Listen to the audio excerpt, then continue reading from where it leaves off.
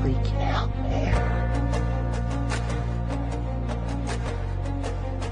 You can't handle the truth. You can't handle the truth. What do all men in power want? More power. My name is Gianluca Zanna. I was an Italian by birth, and I became an American by choice. Our lives and freedoms are in danger. This is not a dream. If you're listening to this broadcasting, you are the resistance. All systems go. Welcome to Love, Guns, and Freedom. We're not afraid. Here we go, guys. You're listening to Love, Guns, and Freedom with Lucas Zanna on K-Talks 1340 AM and on UnitedStates.fm network. Another Sunday, another show, and I hope to give you the best information to retake our rights back. Simple as that. As I told you many times, if you're looking for some sort of entertainment or you were just listening right now to the football or whatever, this is not your show, really, seriously. I mean, it's something that you're looking for to be fuzzy and just entertain. This is not entertainment. This is real life. I took this job that is not really even a job, this opportunity to be on the radio with a simple goal. The goal is to wake up my fellow Americans and, more important, to learn with you. Because the goal is we cannot understand that we have a problem. I mean, we don't know how to fix the problem, first of all, till we know that we have a problem. And then when we know that we have a problem, we need to understand how to fix it. I really believe that there is a lot of things that we can do with knowledge, and I believe it's the biggest weapon we have, is our brain and is our heart. And today I wanted to bring a person that I've been, following a few years, and he's been studying a lot about the power of the people. Because we have so much power that we have as Americans, as the human beings, in different parts of our political process. But there is one part that I really believe is being underestimated, and unfortunately it's being stolen from us. Because why? Because we let it be, we let it happen. Not because somebody is so powerful, no, because we were ignorant, or at least we came to a point that we didn't care anymore. And we thought, after all, we're living in the land of the free, we got the Constitution, the Bill of Rights, no more. And people say, what are you talking about? Yeah, no more. We're living under National Defense Authorization Act. We're living under Patriot Act. You can disappear. You can be indefinitely detained just because suspected to be a terrorist. Let's wake up, okay? So we got to find a way that we can try to take back this republic peacefully in the system, within the system. And I really tell you, I realize there is so much that we let it go, and then we will talk now with this guest. Is a guest that I really want to have him as soon as possible, like right now. His name is James Jones from Kingman, Arizona. James, are you there? I am here. Nice to meet you, James, again, and thank you for your time, and thank you for your study. I know you've been studying this stuff for a long time, and you've been taking, every time I see you, you were talking about something like in this sort of a topic. And now people say, what is the topic? It's about common law, it's about the court, and it's about things that I would like you to introduce, first of all, yourself as a person, and then we go exactly straight to the bottom line. First, who are you, James Jones? I mean, what do you do for a living? Why do you get so much focus on this matter that we're talking here? Well, I'm now retired. Mm-hmm. And there's several things that got me involved. Number one, a friend of mine's daughter was kidnapped by the Mojave County CPS and Sheriff's Office about 6 years ago or so. And that got me to studying the law. Mm-hmm. I remembered what Thomas Jefferson said. He said, know the law and be well disposed to use it. Yes. And so in that study, I have seen what has really happened to our country and how our rights have been just taken away from us by the use of what they call law. Mm-hmm. And they are the ones that are in power right at this moment. And there's what I would say would be the b.a.r, the British Aristocratic Registry, is in control of our courts. Mm-hmm. And that would probably be where I would start with this topic, is who are they, what are they, what makes them able to be in power.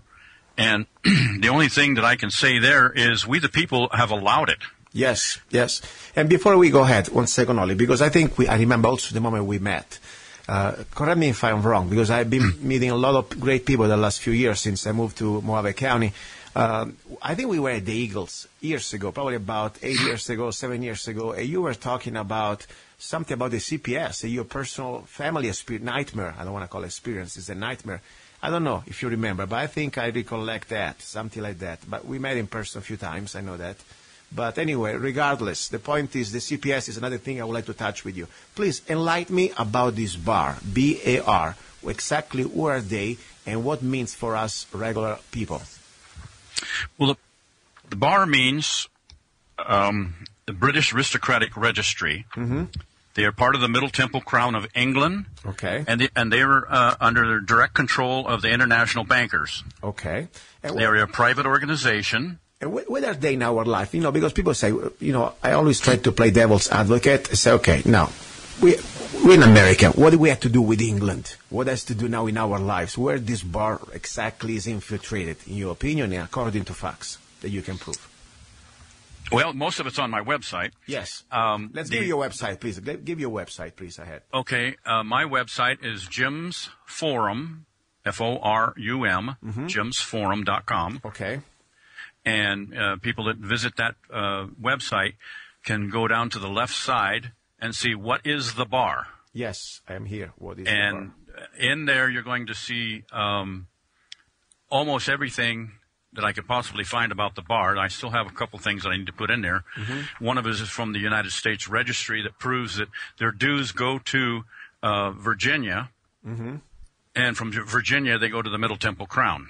Wow. So to be more specific, the b.a.r is something connected to our court judicial system, right? It's like the b.a.r of lawyers? I mean, just to understand correctly. The b.a.r is a lawyer's guild. Yes.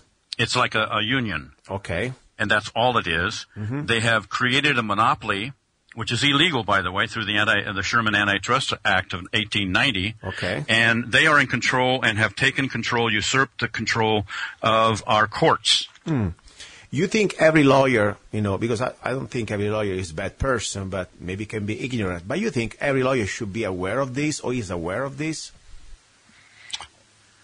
That's a good question. I would like to think there's some good people out there, but in my experience here in Mojave County, I do not see that the b.a.r members are anything less than terrorists. Wow, that's a strong, assertion that you did, and I'm sure you got your own good reasons to prove it and to say why. Now, question. Exactly why is so dangerous for freedom this b.a.r to us as citizens that we have to go in court and try to get a fair trial? Why do you think it's so bad? I'm just trying to play always devil advocate, okay, here. Go ahead. Sure. Let's break it down to real simple terms. Yes, please. Who in the courtroom is a b.a.r member? Okay, so you have to ask yourself that question. Yes. Number one, the prosecuting attorney is part of the b.a.r. Prosecuting attorney, yes, yes. The judge is part of the b.a.r. Wow. and then guess what? Your defense attorney is part of the b.a.r. Okay, but technically, you know, my defense attorney, regardless I'm paying or not, supposed to work for me, right? No. No. Tell me why. Well, it's in the law. Yes. And you can find that on another website. I don't have this. I may have it under the b.a.r there, but I'm not sure. But okay. The National Liberty Alliance has a lot of information on common law. Yes, nationallibertyalliance.org. Nationallibertyalliance.org. Great website. Go ahead, please. James, go ahead. They're getting into what the common law is and who is to be enforcing the common law. Mm-hmm. Obviously, we the people have allowed our common law grand juries to be usurped by the b.a.r terrorists that are in control of our county. Mm-hmm.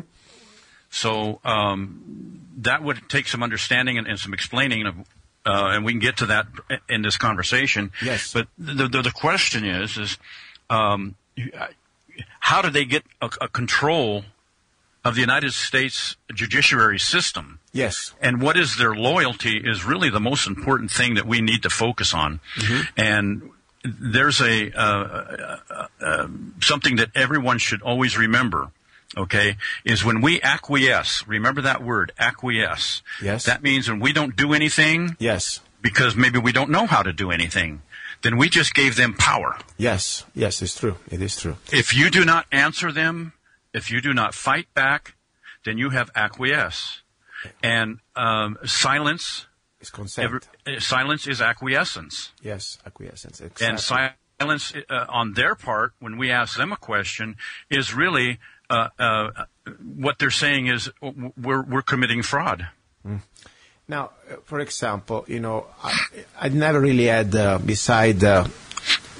was trying to sue the federal court, Mojave County, for violation of First Amendment, and I realized immediately the mistakes I did because I did not went for a jury trial. It was summary judgment by a judge. Of course, what am I so stupid that the judge says that, for example, just to give you an idea how dangerous is just to rely on one judge.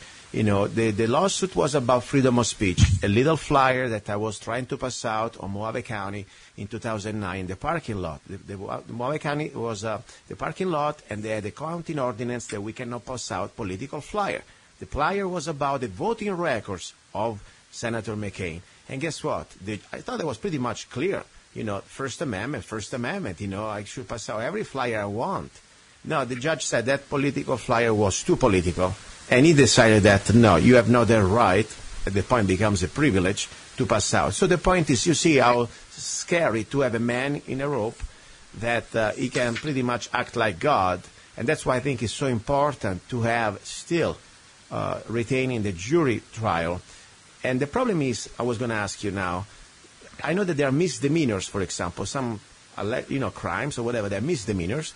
And technically, you can go to jail even for a misdemeanor, and you should have the right to have a jury of your peers. Instead, for misdemeanors, at least in Arizona, I know, you have only a judge.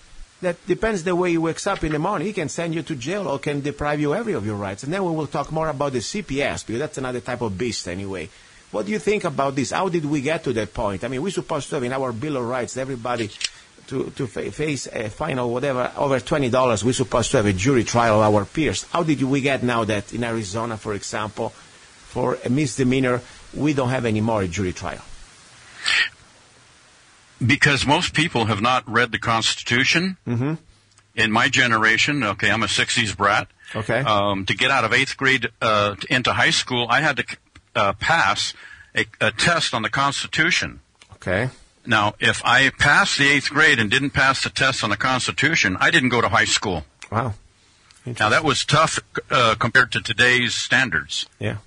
But I'm glad they did that for me. Mm-hmm. They did it for me, not to me, but for me. Yeah. Because I went through the leftist movement. I went through all kinds of different movements and realizing all along everybody is forgetting the Constitution. Yes.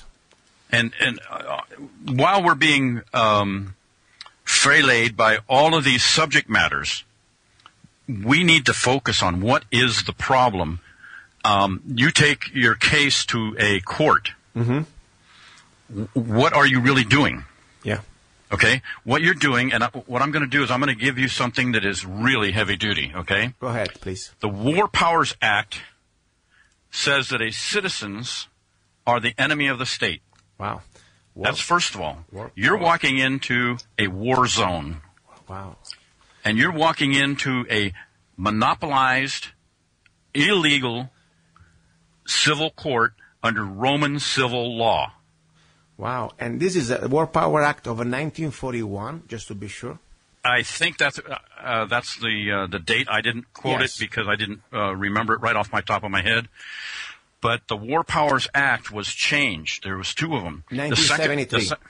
The second one, I guess. 1973, the second one? I think so. That's when they changed it to the citizens are the enemy of the state. Wow. And I'm paraphrasing. Don't quote me, okay. Keep my foot to the fire on that. No, people can find out, though. Okay, go ahead, please. The courts are private and for-profit corporations. Wow. Run by a private corporation called, here in Arizona, the Arizona State Bar. Wow. Interesting. If you don't believe me, you can go to my website, go to What is the Bar? Yes. And this information is there. Yes, yes. And I'm going to give you right now, and all your listeners, the American Bar Association's bar number for the state of Arizona. Yes, go ahead, please. Okay. It's very good information. Go ahead, please, James. The Dunn and Bradstreet's number for the Arizona State Bar is 836-504-225. That's on my website. Yes. And I'll show you how to go in and look in Dunn's and get your whatever you're looking for. The Mojave County Superior Court has a Dun and Bradstreet's number, 135-606-932. Wow. Now, I try not to dabble into anything that is not presented in facts. Wow. That's what I've learned by studying the law. Yeah. I heard a lot of theories and things, and I said, wait, prove it to me. Yeah, exactly. That's why we're here. We want Right. So when I put my website up, it's not real fancy. There's even some misspellings. But the information is there to prove the point that I'm speaking about right now. Yes. Because I don't want to be telling people something that's not correct. If I'm wrong, somebody show me. I'm man enough to say, okay, I made a mistake. Let's fix it. Because the truth is where I'm at here. This is what I'm after. I want to share the truth with people. And this monopoly has had power long enough. Wow. No, this is very important. I like, as you say, please, people, I invite everybody. We are here to learn. And if somebody has a smirk on their face, on his face, on their face, think we're a bunch of nuts, have an open mind. I don't get paid at all to be here. I don't get paid to be right. I'm just paid to hopefully be wrong. I really hope. But unfortunately, most of the times when I bring topics like that, and I invite everybody to do your own research. That's why I say, don't trust me, don't trust James, but go to his website, jamesforum.com, and I also will post a link on lovegunsfreedom.com, and you will see exactly in the bar section, there are all original documents, PDF documents, and on top you can find your own researches. And I really hope sometimes when people like you come to my show, I hope sometimes they are just crazy. But unfortunately, so far I never found anybody crazy. Everybody was bringing facts and evidence. And this is exactly what we try to find here. Now, question I have for you. First of all, how can we take back this, back to the misdemeanor case? Because it really bugs me, I mean, everything can be a misdemeanor. There are a lot of crimes that could be a misdemeanor, that they are minor crimes, we know, and we still supposed to deserve at least a jury trial. Instead, we have a judge acting as God, and he can send us to jail. I mean, even just if you lose your dog here in Mojave County and you don't have a dog tag, it's a misdemeanor. So the point is, how can we go and demand, I want to have a jury trial? Well, first of all, you have to know what the problem is. Yes. And let me point the finger at the guy in the mirror or the woman in the mirror that's listening. Yes. It's us. Yes. We the people. Mm-hmm. We the people do not understand what law is being used against us. Once again, they have usurped the courts and brought us out of common law, because our Constitution is common law. Yes. And they brought us under Roman civil law, which, by the way, is English chancellery law. Mm-hmm. And let's say they arrest you under admiralty law, which is rem. They arrest the thing, not the person. Or the human being. Yeah. Just to be sure, because, people say, what is this admiralty law? I know something, but I like that you repeat it. But let's start to think about, like the law of the sea. When you're on the ocean, there is a captain that you're not anymore under the Constitution. It's like acting like God, pretty much. Correct? The admiralty law is really military law. Exactly. And the Gulf fringes has something to do with that? Question? Absolutely, it is definitely in the law, in the USC, the United States Code. Yes. It explains everything about the flag, what it's supposed to look at, what the size of it, what the fringes mean, everything. And a constitutional court would be flying a flag that was not fringed. Yes. But here's what we need to focus on. Yes. Okay, these things are important. It doesn't matter what you say, what you bring up to these people, because they're criminals in a criminal enterprise. Mm-hmm. Remember, they're a for-profit court. Yeah. The judge is actually a corporate officer. Wow. So now you're going in there and you're asking a corporation to be fair. Yeah. So this is the problem that we don't understand, is where we're going and where we're going to. What is the bar? What is the court? Who is behind all this, and what does it really mean? Yes. You can quote the Constitution, you can quote the United States Supreme Court rulings, and it doesn't matter. It's true. Many cases it's been completely. I have audio and proofs of records that there were some federal cases. For example, I guess a tax protester was Professor Schiffer, I guess. Anyway, he was mentioning Supreme Court cases. The Constitution, the judge said in Las Vegas, I don't care about the Constitution. I don't care about the Supreme Court case. And even he had this defendant that he was making a case to prove, for example, the unconstitutional act that there is not really an income tax for the person, regardless the evidence he was bringing. All this evidence was even admitted.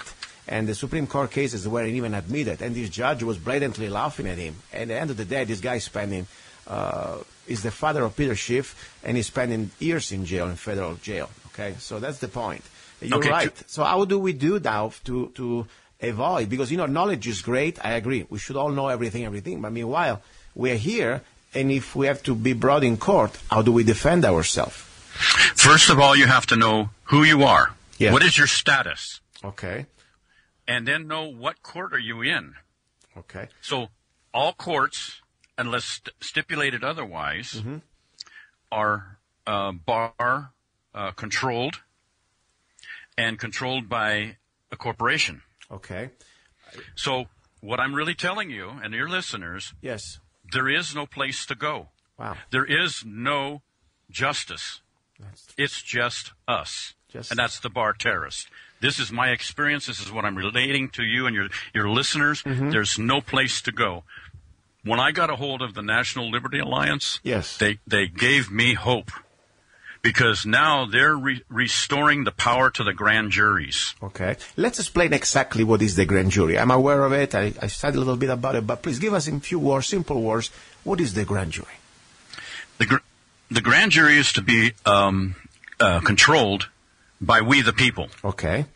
And we the people dictate what is to happen in that courtroom. Okay. Okay. And what has really happened is something 180 degrees different than what is supposed to be going on, and that's why we lost our power. We lost our grand juries. All over the United States, the grand jury was first invaded, then taken over. Yes. And now it is being controlled by the judiciary. Yes. On the nationallibertyalliance.org, middle part of right underneath Thomas Jefferson's picture, it'll tell you the power of the grand jury. And let me give you a little bit of what it says here. Okay, go ahead. In a stunning 6-3 decision, Justice Antonio Scalia, writing for the majority, confirmed that the American grand jury is neither part of the judicial, executive, nor legislative branches of the government. That is very heavy duty. Yes. Yes. That is profound. But instead belongs to the people. Doesn't belong to the government. Yes. It is in effect a fourth branch of government, governed and administered to directly by and on behalf of the American people. And its authority emanates from the Bill of Rights. They gave a Supreme Court case here called United States versus Williams. Yes. This is profound. This is what we have lost. What has happened in the United States and here in Mojave County? Our grand jury was hijacked. It was taken over and is in control of Matt Smith, the county attorney. Wow. You cannot. I called Matt Smith here about two and a half years ago and asked him when I was doing the research. Yeah. And I said, well, how can I get to the grand jury? And he wanted to give me 57 questions. Why do you want to get in the grand jury? What business is of yours? Who are you, looking for? What are you looking for? What do you want to do? And all these questions. And I said, well, Matt, I want to know how I can go and sit at the grand jury. He said, it's a secret meeting. You can't. Wow. This is so big because, I'm just right now, this is public information, guys. In the Fifth Amendment, the grand jury is specifically mentioned. And a group of people, the definition, a group of people selected to sit on a jury that decided whether to return an indictment. And this is people, they're supposed to be we, the people, not just let's say the government should have not the power to put puppets out there. It's supposed to put real people that we are peer of our regular people. That's the bottom line. So that you tell me now that the county attorney decides pretty much who wants to be there or who can be there, excuse me. There is a secret procedure to get it on the grand jury. It is well, let me tell you what it should be. Yes. It is supposed to be liberally open. Yes. To we the people. We the people should be able to go in and say, I have a complaint against a judge. I have a complaint against a judiciary member somewhere. Mm-hmm. Maybe even Matt Smith needs to be brought before the grand jury. Wow. I'm going to call him. He should become here. It would be great. Yes, go ahead, please. Keep going. So now what we have is a total control by a corporation called the b.a.r. Yes. It has usurped the power from the people, mm-hmm. and they're telling me and you, we the people, that it's a secret meeting. You cannot go there. You cannot be involved in your grand jury. Very important to understand is even the ARS, Arizona Revised Statute, does not call it a secret meeting. Mm-hmm. It says when they convene to make a decision, then they convene and nobody is to be there. Wow. And that was the interpretation to be taken. But they have used what is called sophistry, mm-hmm. which is really, really fraud, and they have changed the meaning even of their own law, because state law is color of law. It's not real law. Congress is the only one that can really pass a law. Yeah, exactly. So they're going in there under color of law, telling you that they're first-class citizens and you're a second-class citizen, and you don't have a right to your own grand jury unless you come through us. Wow. Very important. And also another thing, I know that in our Constitution, our Bill of Rights, the grand jury can, like, for example, there was a trial against Obama to prove that he was a natural-born citizen or not, to have the requirement to become a president of the United States. And the point is, Dr. Pastor Mannings, they went through this process, the grand jury, and the point is there. It's like a right that we forgot that exists, and they don't even want to try to let us know, because knowledge is power, especially if you follow up. Because it's millions of us at the end of the day. They can play, all these little power trip they want. But the moment that we wake up, that's why we're here. That's why my goal is to bring you here. And I hope everybody out there who really wants to do something good for our generation, for our next generation, for this republic, all you have to do is start to acknowledge the truth and research the truth. Don't trust anything I'm saying. Don't trust anything Jim says, but try to find out and verify this information. Then when you find out if this is true, you got to start to act. Because at the end of the day, all these people work with our tax dollar. And if they're not performing their duty, we must replace them. And we need to put people that they want to enforce our Bill of Rights, our Constitution, and respect our basic American rights, human rights. So that's the point. I mean, it's not just talking about things in the air, on the air, and academically, and just, whatever. No, we can change this. The moment that even just 20% of us wake up in Mojave County, we have 200,000 people of us. Even if just 10,000 people takes action, there is no place to hide for them. Ever. We can fire them, we can dispose them politically, and start from scratch in our county. I'm not even talking about Arizona. Let's start from our county. We need a real constitutional sheriff, and we need people informed that we're ready to stand up. That's why I'm here. That's why I want to bring you, James, here and try to give us some information that we can verify. Now, CPS. I heard nightmare stories. There is no due process. There is nothing. There is just somebody saying something about somebody else, and your kids are gone. What's going on here in Mojave County with your experience about CPS? What can you say us?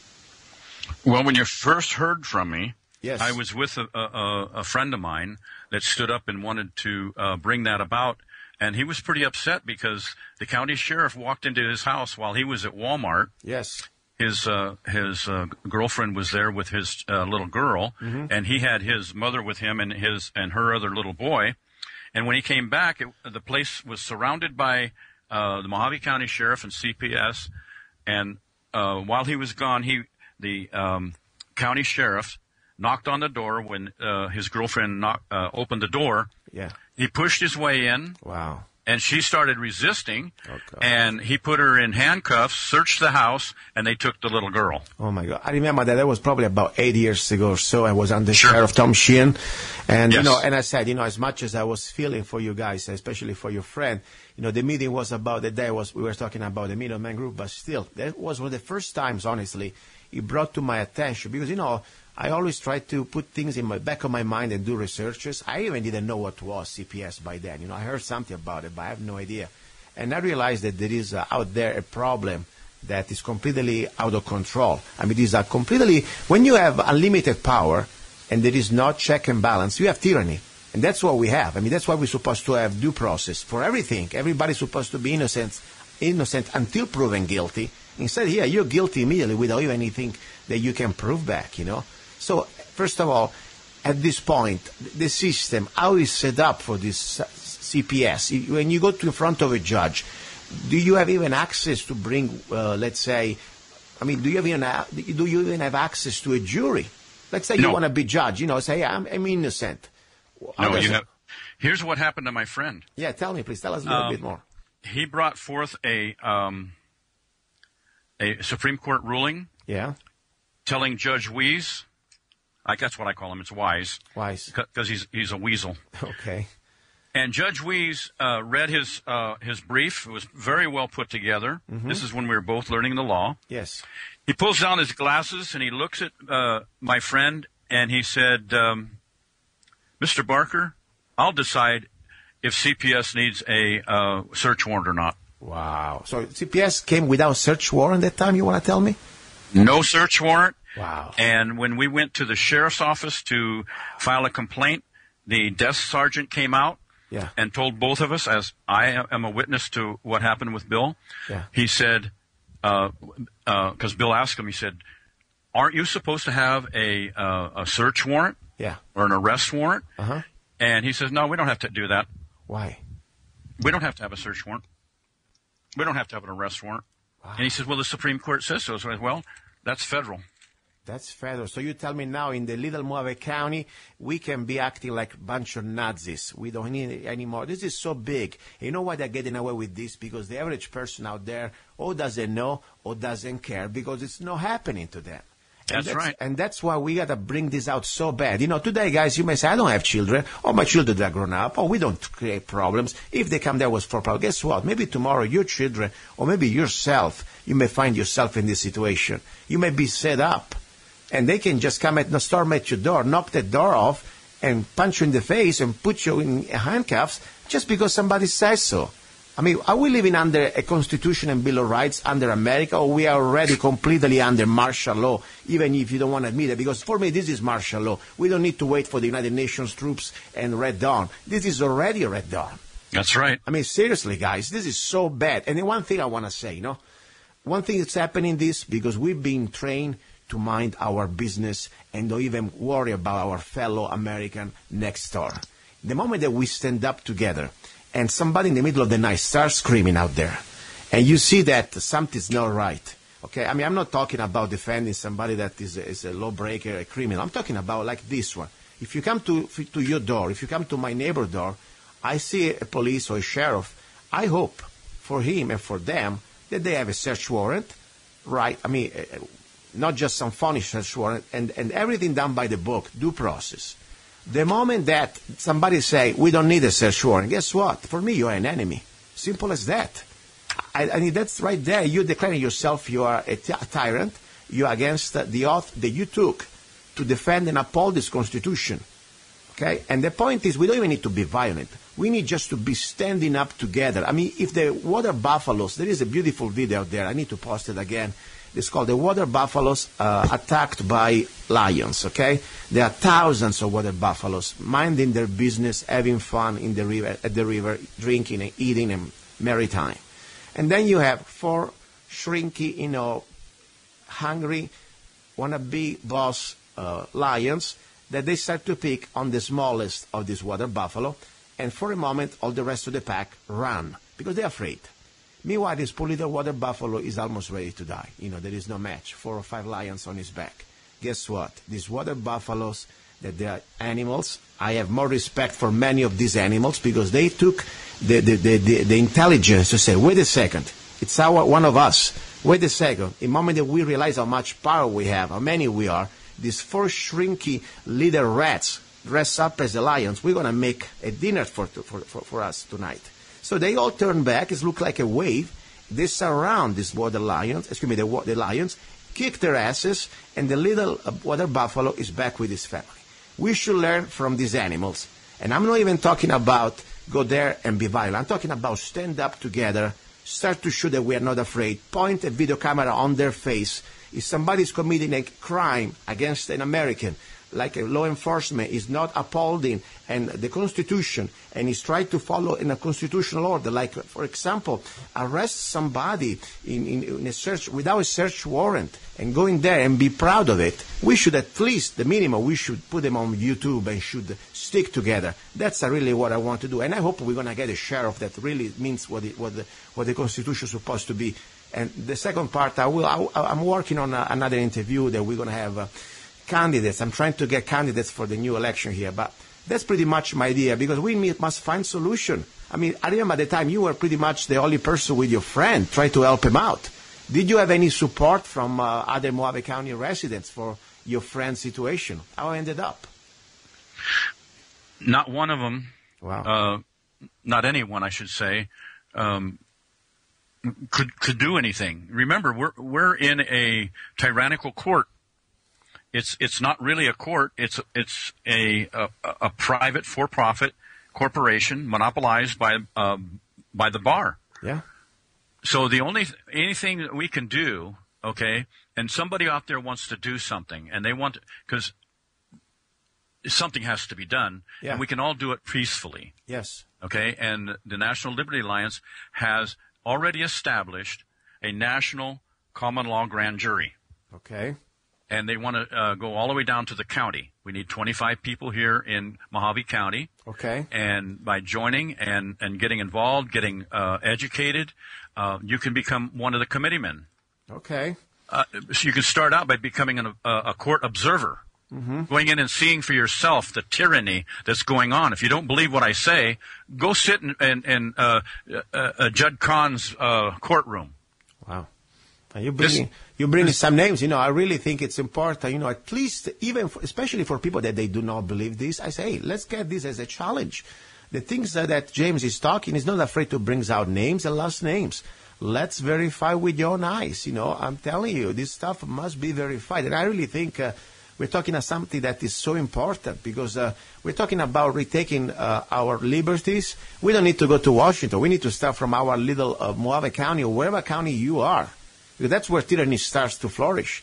I mean, we need to have a sheriff and we need to have judges that understand what's supposed to be this republic. But unfortunately, they're way gone, as you said, according to the information you give me.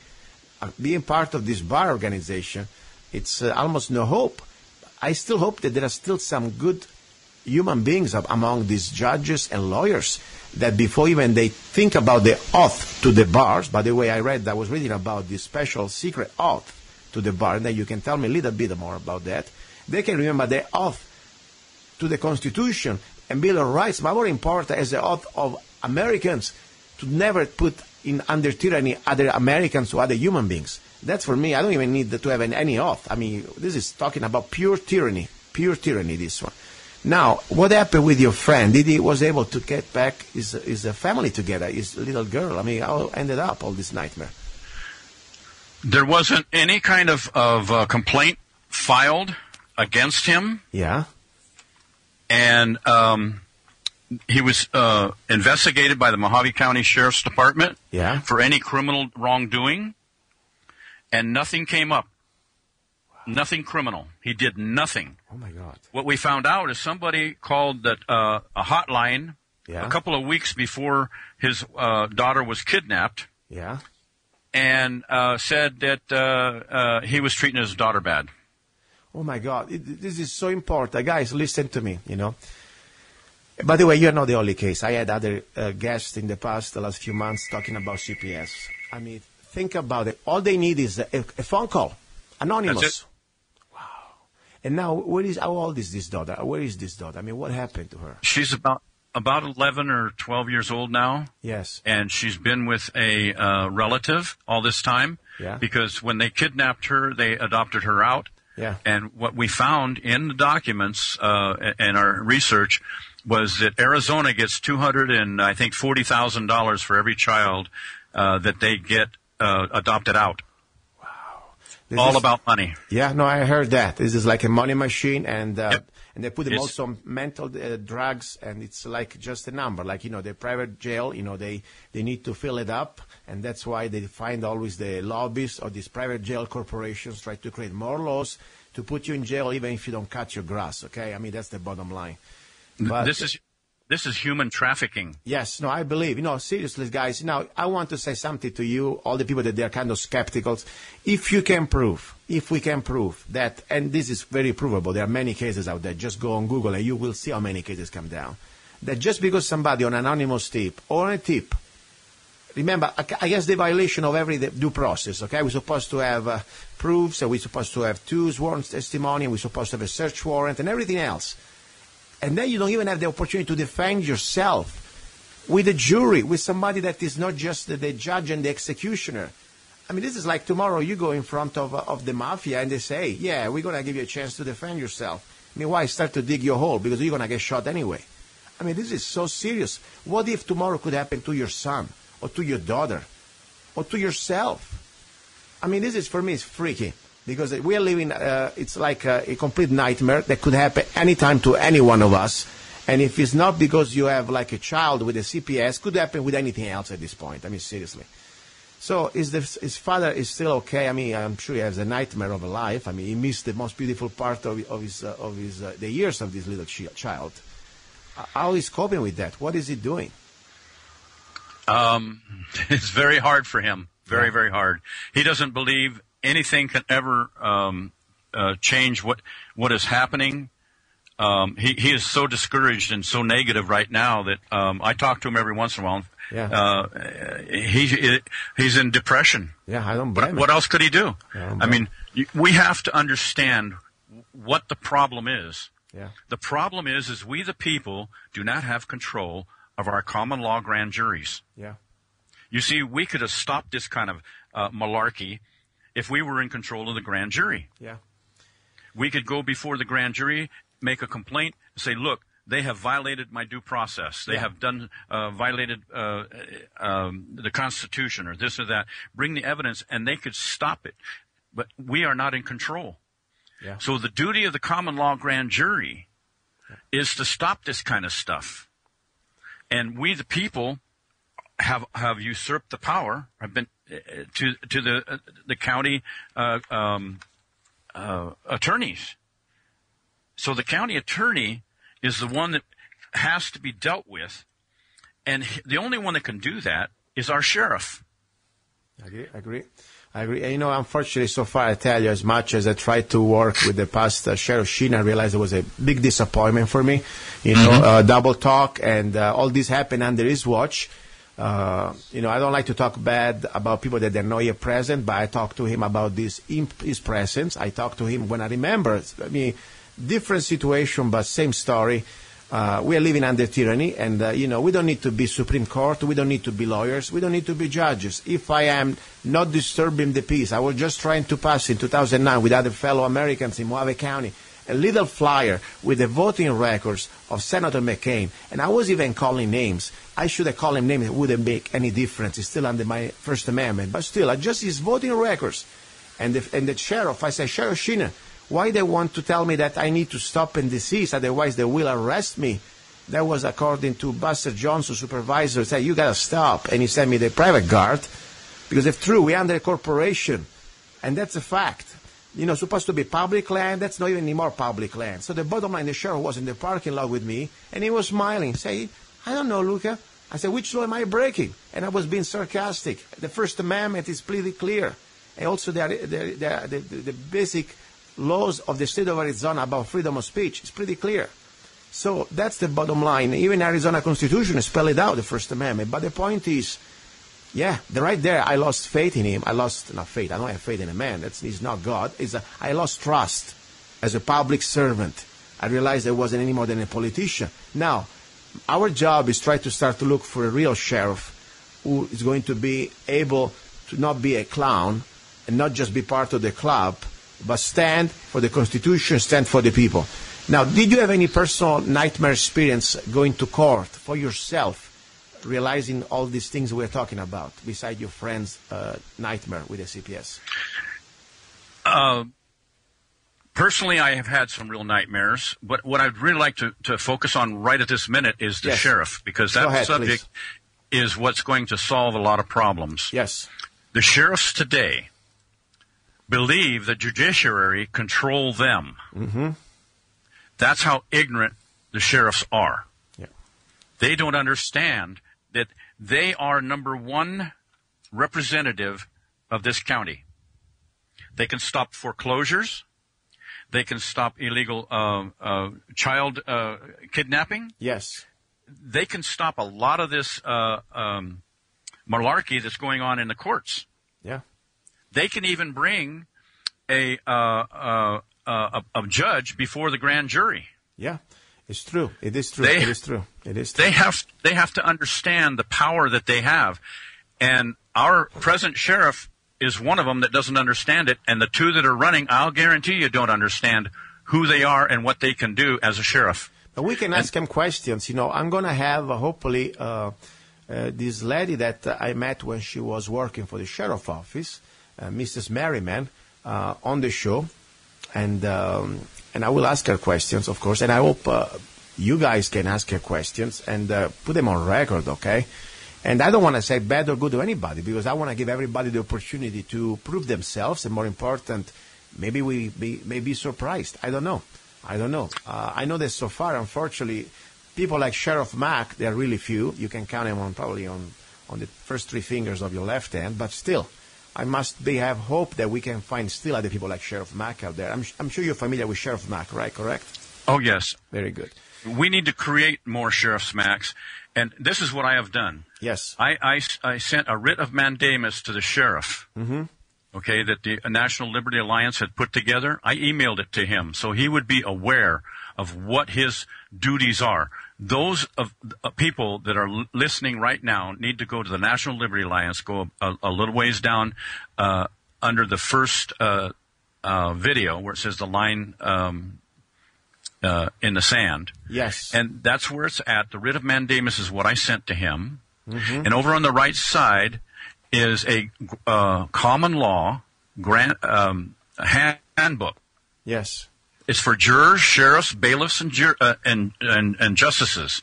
That is where you're going to get a main part of your education or re-education of what the common law is all about.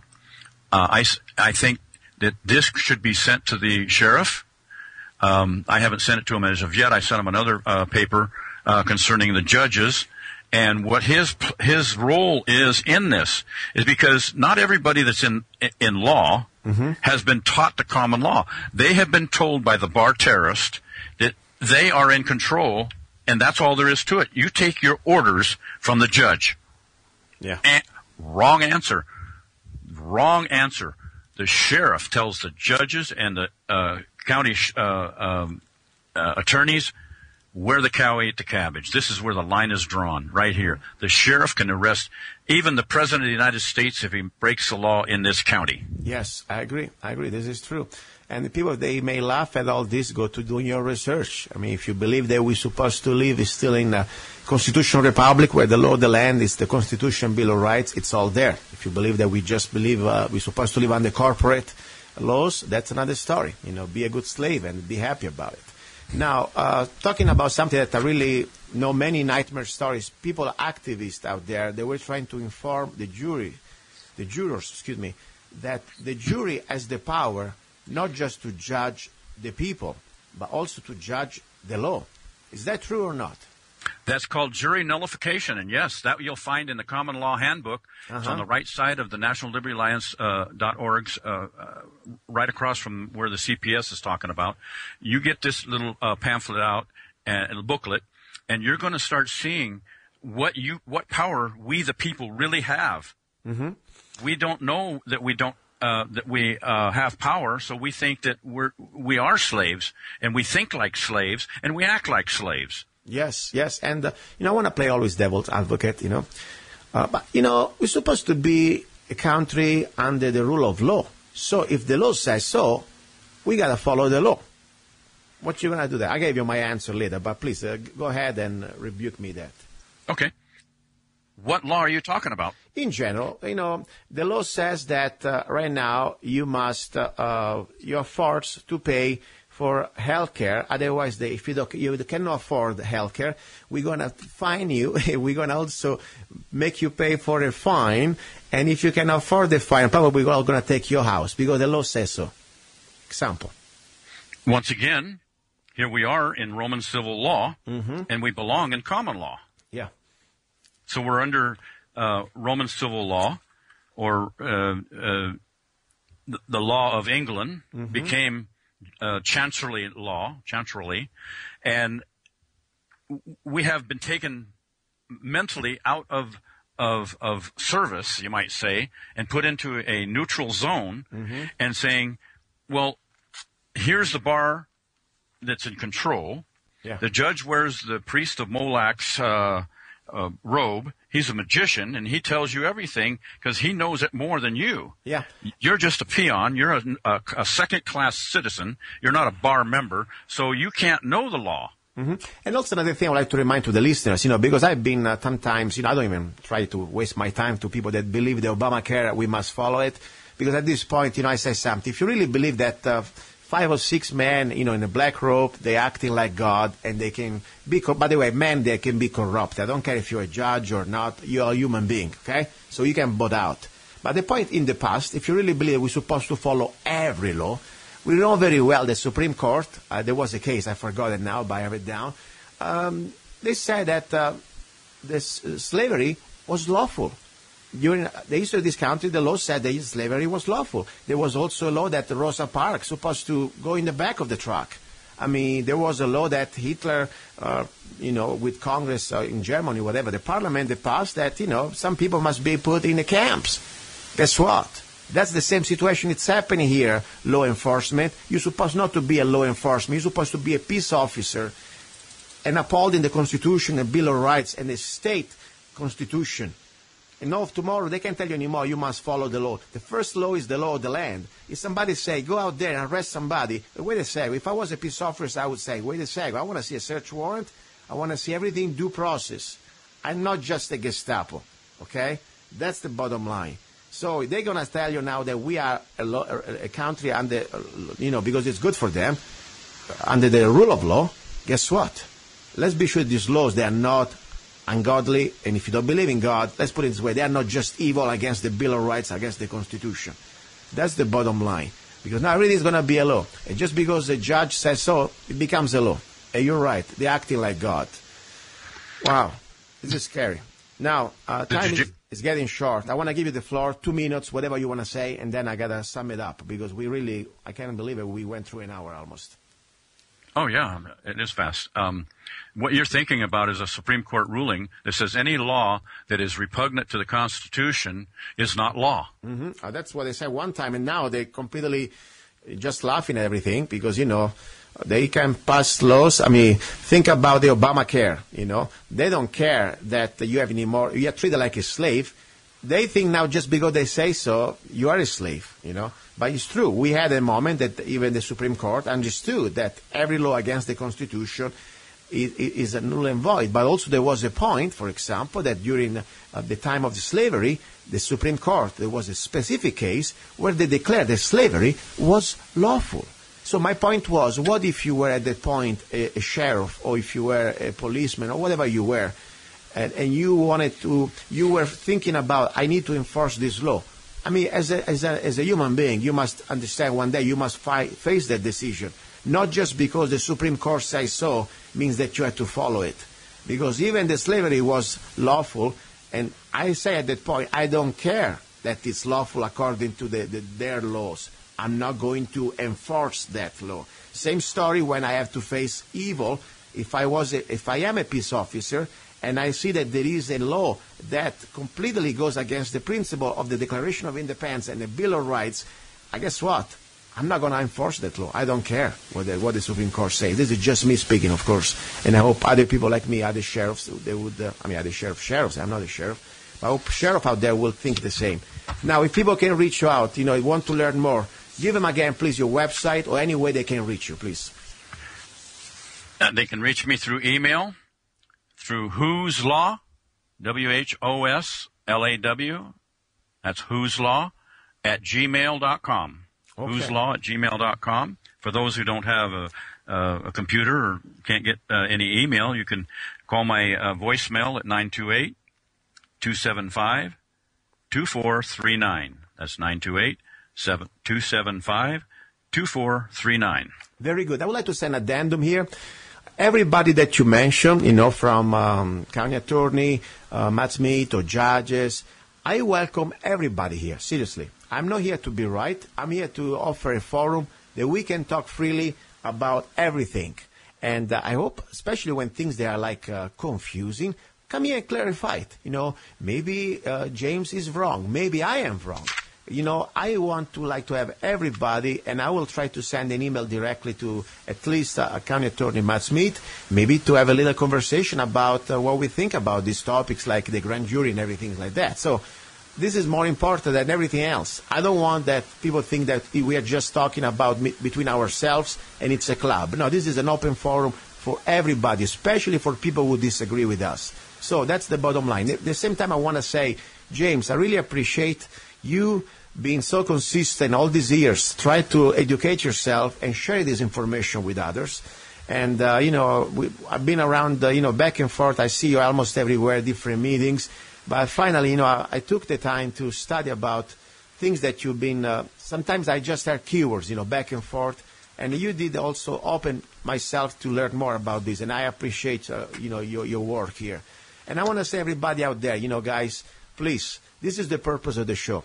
I'm not here to have fun. I'm not here to entertain, as I said many times. I'm not even here. I don't even want to be here. I wish somebody else could do this. Meanwhile, I'm here. I need your help. This show is founded and supported by people like you who believe in freedom of speech, who believe in retaking our freedoms back. So I don't really want to rely so much on corporate sponsors. If people want to support this show, it's very simple. Go to zanna.us, www.zanna.us, and you can download any of my songs for just 99 cents or buy one of my CDs. And doing that, I'm not even asking for charity or donations. I'll give you something back. But buying any of my songs, you, even with just 99 cents, you're going to keep the show on the air and keep it free. You're listening to Love, Guns, and Freedom with Lucas Zanna on United States.fm network.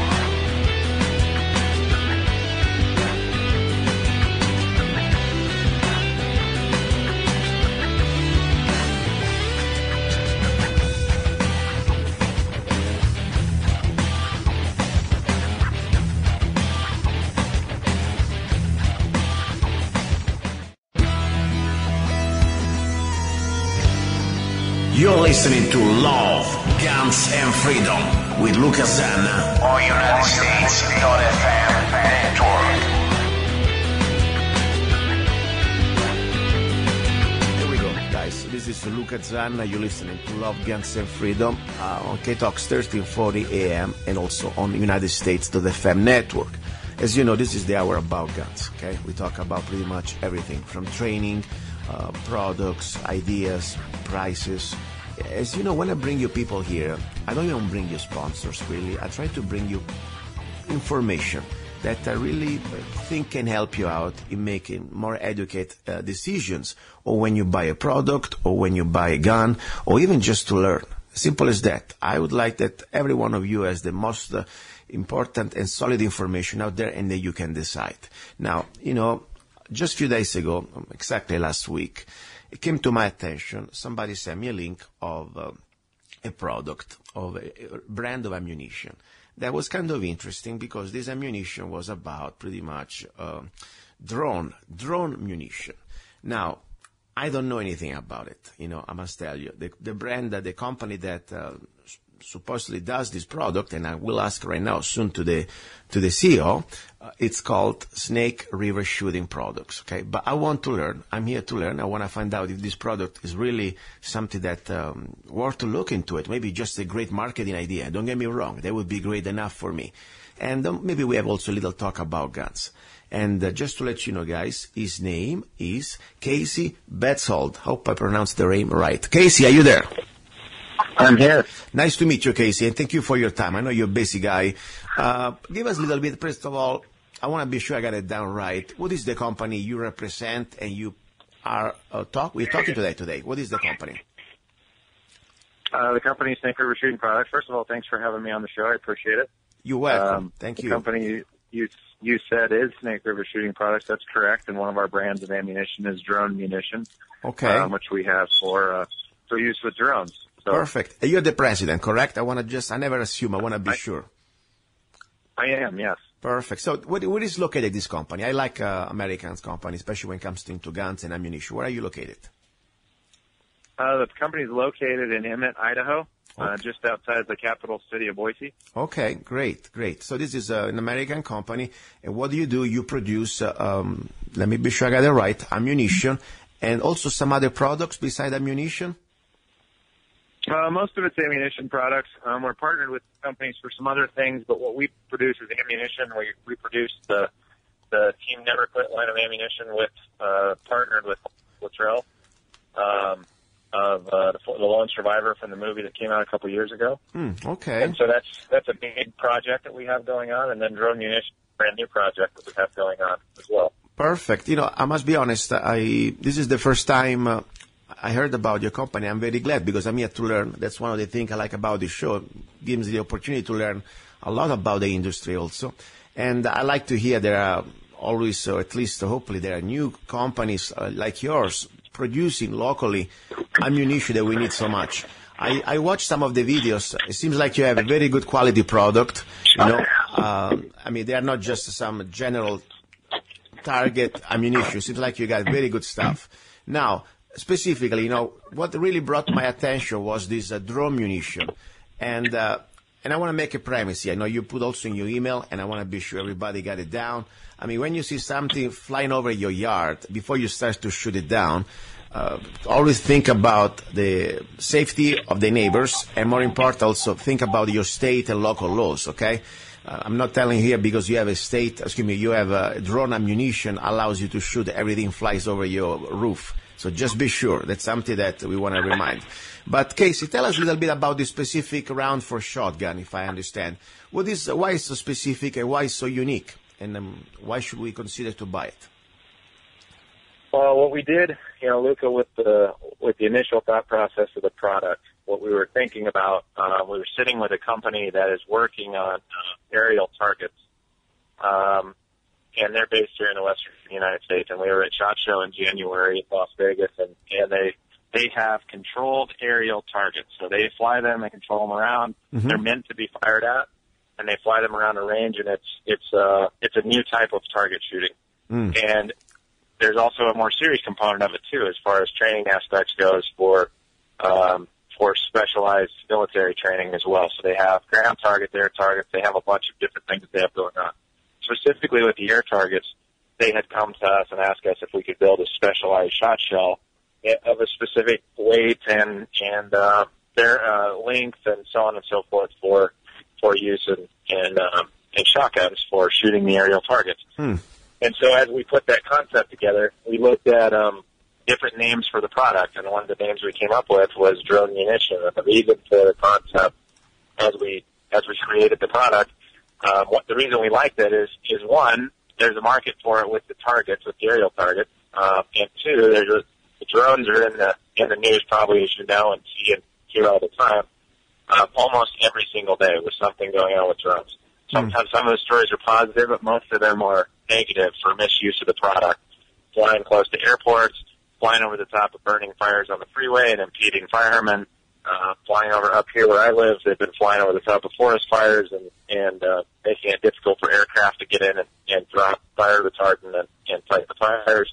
And so I'm a former military guy, and we look at things through the eyes of potential threat. So as we've seen this misuse, we also have concerns about people misusing them in a threatening way.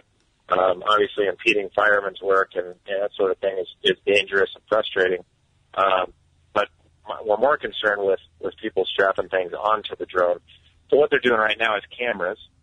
And you mentioned it specifically right up front, which I appreciate a lot because, everybody, part of the pushback we're getting on the product is, well, it's illegal to shoot a drone down for the reasons of privacy. So why are you inciting people to go out and shoot drones down? And our response to that is the same every time. First of all, there's a lot of surrounding discharges of firearm for anything you do. For example, if you are a waterfowl hunter and you want to hunt geese, then you can have a shotgun and you can have a load of ammunition for geese, and you can have a permit, and you can have your goose stamp and your hunting license, and they can be goose season. But if I walked out my front door in my neighborhood and there's a goose on my step, I can't legally shoot that goose because it's a neighborhood and I can't discharge my firearm there. So everything else can be lined up, but I can't do that. So for example, we think the regulations are coming for drones with regards to privacy concerns. The same as if a peeping Tom walked up into your yard and looked in your window at night, that's against the law. But right now, if a drone does the same thing, it's not against the law. And there's no real law to cover that. You can call the police and say that you're being hassled, but there's no way to really trace that or track that properly. There's concerns, I should say. So while I can't walk outside of my neighborhood or even in the country and shoot a drone down right now legally, it does generate a conversation for that. Now, if the drone is causing a self-defense concern, then there is a legal application to defend yourself, the same as there is if a person is threatening you. So there is a real discussion there to have about it, and partly, that's why we went with the name and the branding that we did and the focus of the product. So I think it's a great idea. I think it's a great idea, by the way, because everything that can encourage to sell ammunition, I love it. Okay, and I think we are living in a very interesting times. I agree. By the way, there was a gentleman that he was arrested because he shot a drone just out of his house. I think it was in Nevada. I'm not sure exactly, but just a few days ago. But the point is this one, guys. Every one of us lives in a different environment, different state, different county probably, with different laws and different also perimeters. For example, I live in Arizona that one of my properties, I got 20 acres, and legally I can shoot anything I want, okay? And if I see a drone, I know that I can comply very well with my state laws and my county ordinances, and I'm fine. But if you live in another part of the world, just check it out. Now, this is great, because I tell you, I really believe that, first of all, the drone could be anything today. I don't care if it's from Mars or can be from a noisy neighborhood. It's our right to protect our freedom and also our privacy. And also, you never know, because now drones can also be armed, by the way. I'm sure you already heard that. There was just an experiment. But more important is the concept that, you develop new products to adapt for these new necessities. Now, I want to play a little bit devil's advocate here, okay? Because, as you know, you're not a sponsor, and even if you were a sponsor, I would do the same. And that's why I love to talk with my listeners. We talk about straight things here, and every time I bring somebody on, it's just because I really want to give them the best. I have a shotgun in this case, any shotgun, doesn't matter. And I have, let's say, number 4 shot shell, stainless steel, okay? What would be the extra thing that if I buy your shot shell made just for drones, ballistically, how can you compare to a 00 or what I've just said, like number 4, for example, stainless steel? I mean, I'm just curious, because I'm sure after all it's a shot shell. There is no any magic formula. Sure, absolutely. Absolutely fair question. So basically what we've done with the way that we put the rounds together, on the surface, there's not a lot of difference. So basically, what we focused on was making a law enforcement quality shell that has a very tight pattern, reduces the chance of flyers, meaning we spent a whole lot more money on steel shot, and it is steel shot on this first iteration. It's a double, there's a 2-shot and there's a double BB option. And I've worked in the ammo industry with some of the best companies out there, and as far as what's required for law enforcement for pattern, it's very important that a law enforcement officer doesn't have a flyer. Mm-hmm. They don't have a BB that's going to travel outside where the pattern needs to be. Yes. So that's a big deal to us. Like I said, the drone application of defending yourself against a drone is very difficult to do with a shotgun anyway, under the circumstance of a drone. You know, if a drone owner or a terrorist was to put an explosive on a drone and fly it into my home, mm-hmm. I'm not really going to be able to defend myself with a shotgun. And that's the reason for generating the product and the discussion in the first place. Mm-hmm. So as far as the product goes, to answer your question specifically, it's a really, really high quality steel-based shotgun shell on the first iteration. There are 2 other technologies in development right now for additional anti-electronic, I'll say, platforms. And I don't want to get into too much detail on it until the product's ready to release. But the first iteration, we wanted to go really high quality, and we wanted to see what the response of the market was to the concept of a new threat that's out there, which we believe that misuse of drones is a real threat. Mm-hmm. And I didn't say this initially, but I always want to say when I do these discussions with people that I personally am not anti-drone. We actually have drones. We utilize them on the range for a lot of different operations because it's great. It's great.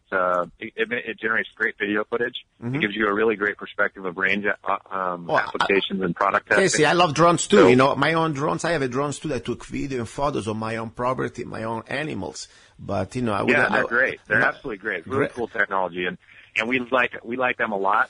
And just like guns, I like guns a lot. But the threat to gun ownership in this country and anywhere else in the world is the misuse of that product. Mm-hmm.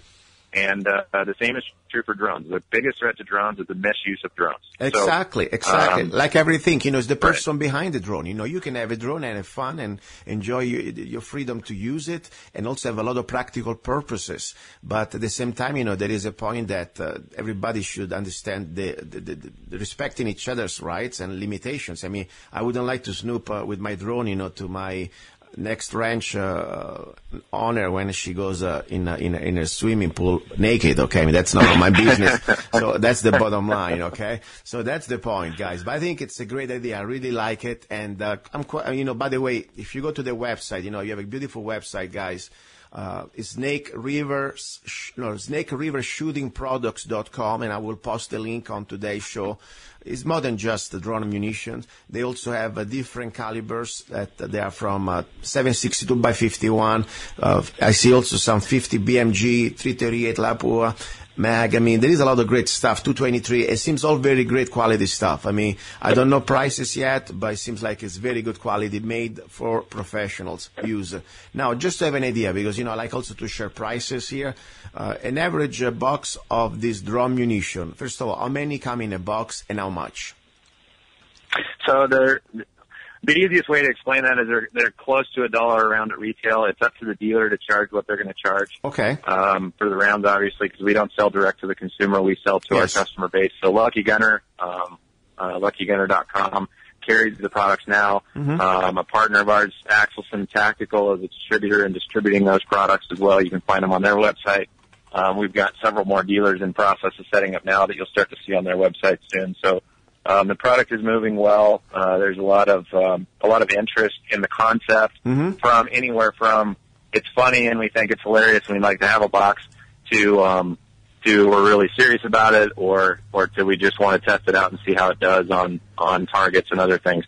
So and back to your initial question, there's 2 box configurations. So there's a 25 box configuration, which is the 2-shot product, mm-hmm. and there's a 5-box, which is the double BB product. So it gives people a couple options there where they want to try out a smaller run of product or a bigger run. Casey, what I like about this product, forget about the drones or not, is to have a good quality, law enforcement grade steel shots that pretty much can have a lot of more accuracy than the average stuff that you buy commercially, for what I understand. For example, I'm sure you did your testing. With a smooth bore, okay, like let's say a Mossberg 500, okay, defensive, mm-hmm. basic shotgun, no chokes. At let's say 25 yards. What type of, normally the group is all open. When is this exactly you start to get out of, what is the distance, the magic distance that you start to have your span of radius that is, outside the typical 20 square inches group that could be in a body average chest of a person? I mean, I'm sure you did some tests. Well, we do some silhouette target training, just like law enforcement does with their training rounds, or with their duty rounds, I should say, for buckshot application. And so at your standard ranges of 25 to 30 meters, you can stay inside that torso. You start to get outside there too far, past 30 meters, you start to have, outside the realm of the torso. And double BV does a little bit better than that. Okay. And we're actually working, one of the applications we're working on is a greater range with fewer, projectiles inside, which is a big deal. It's a big argument back and forth, and we're having a lot of discussion on this because a lot of people have said, hey, if I shoot 7.5 shot or 8 shot, I get a great big pattern, but I have a whole lot better chance of hitting a drone that's shooting by at 85 miles an hour. Well, like we said at the beginning, there's not a legal application right now for just randomly blasting a drone out of the sky if you're not doing it as a target application on your own range with your own target. So we haven't really built it from that perspective. We really built it around the concept of home and self-defense because that's the most likely application someone is going to use this product, whether that be a drone or not. It may not be a drone that's providing that, that threat. So we wanted a product that was a quality product along there. There is an application of marketing, obviously, to this, like we talked about, generating the discussion on drone products, and the misuse of drones. I want there to be an awareness of that. I'm a pilot also, so having the FAA blanketed regulations just thrown on drones is only a partial fix because the FAA regulations were not written with drones in mind because they didn't exist when they wrote those regulations. So we know there's new regulation coming. And as someone who is a pro-drone person, obviously we would all like to see those regulations make sense. And if we leave it to the government and the FAA to just do it based on when people are misusing the product, we can expect that the regulations that come will not make sense and generate a lot more cost and frustration to the drone owners. So I agree. Obviously, it'd be great if everybody was responsible with their product. Yeah. So there's an aspect of if we talk about it now before the regulation comes in 2017, which is when they think they're going to start working on drone regulations, then we can have a lot better discussion about how do we actually do this the right way. How do we actually protect against the misuse of drones? Because it's really not a shotgun shell that's going to do that. And it's self-policing. It's understanding how to track them. It's, what are the regulations and the permits that need to be in place for specific use? Because think about the law enforcement officer trying to enforce anything against a drone user who's got his drone, he's over a quarter mile away or a half mile away from his drone doing something he's not supposed to. Right now, how do you trace that? How do you find that person and cite them in any way for something they're not supposed to do? So lots of things there to talk about. I agree. At the end of the day, as you said, this is mostly a great self-defense round for really good quality. But the point, guys, if you really want to go into defending against yourself, against drones, then probably the best way would be electronics. I'm sure some gimmicks coming out pretty soon. The free market will bring out, create some product easily to jam the frequencies that you can create a shield in your area of your home and you don't need to shoot anything. It's just going to fall down like a little potato. So I'm sure. Yep. And there's been a lot of talk about that. I've heard everything as simple as training a dog to alert when there's a drone coming close to exactly what you just said. Some sort of a frequency jammer that stops drones from flying overhead. Obviously, there's a million frequencies flying around all the time, so that one's a little bit more complicated. But yeah, the whole point of this is sell some products, exercise our freedoms, put out a quality product, obviously, and enjoy the fact that we have the freedom in this country to have reasonable discussions still about things and sell products and make a living and have fun. Let's use this freedom before they disappear because every day it's a battle here, as you know very well. Listen, Absolutely. Let's talk a little bit about yourself because you're an interesting guy. First of all, I know you're married, you got family, so it's a good-looking guy. Ladies, don't try. I'm gonna post the photo of him, but it's busy already. Okay. But anyway, you look a very interesting man. And tell me a little bit about your background. You say you were in the military. Exactly when did you serve and which branch of the military you serve, if you can tell me? Yeah, sure. I graduated from college at the University of Idaho in 2001, went into the Air Force as an officer, started down the pilot track and ended up shifting over to the defense acquisitions, which is program management and large defense programs. I work specifically with the missile programs, with the nuclear deterrent land-based missiles, on sustainment programs for those and upgrade programs. And left the military in 2007 and went to work for a defense contractor on the civilian side called ATK. Okay.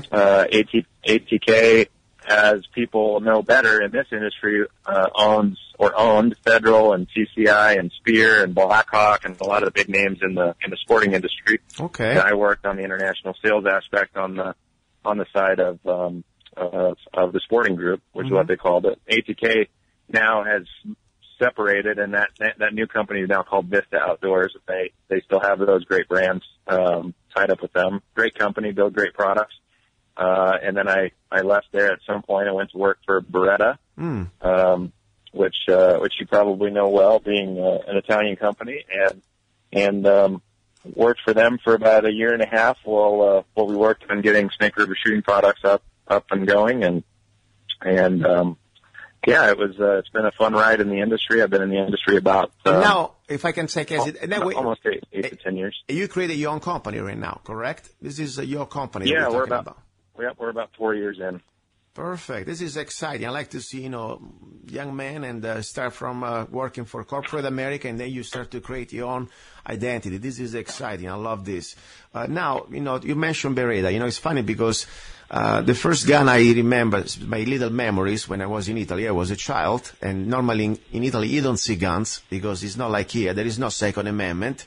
But the only reason why I had the chance to see a gun close by, because my grandfather, one of my grandfathers, was a policeman, was a police officer in the Italian state police. And I remember the first gun I saw was a Beretta, of course.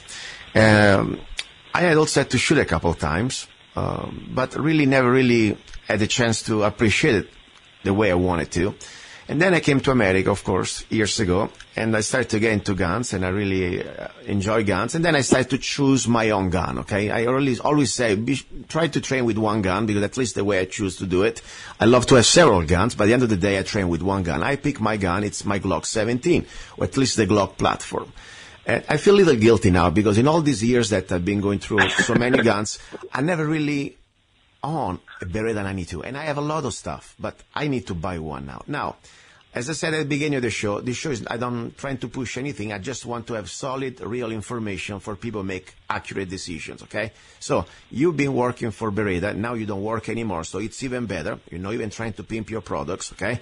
But you have the knowledge of this product. For example, let's compare a Glock 17, 9mm, with a Beretta Model 92, okay, on the market. And I'm here, a new person into this gun world, and say, okay, I want to buy my 9mm. Why should I buy a Beretta, in your opinion, if I should buy a Beretta 92 instead of a Glock?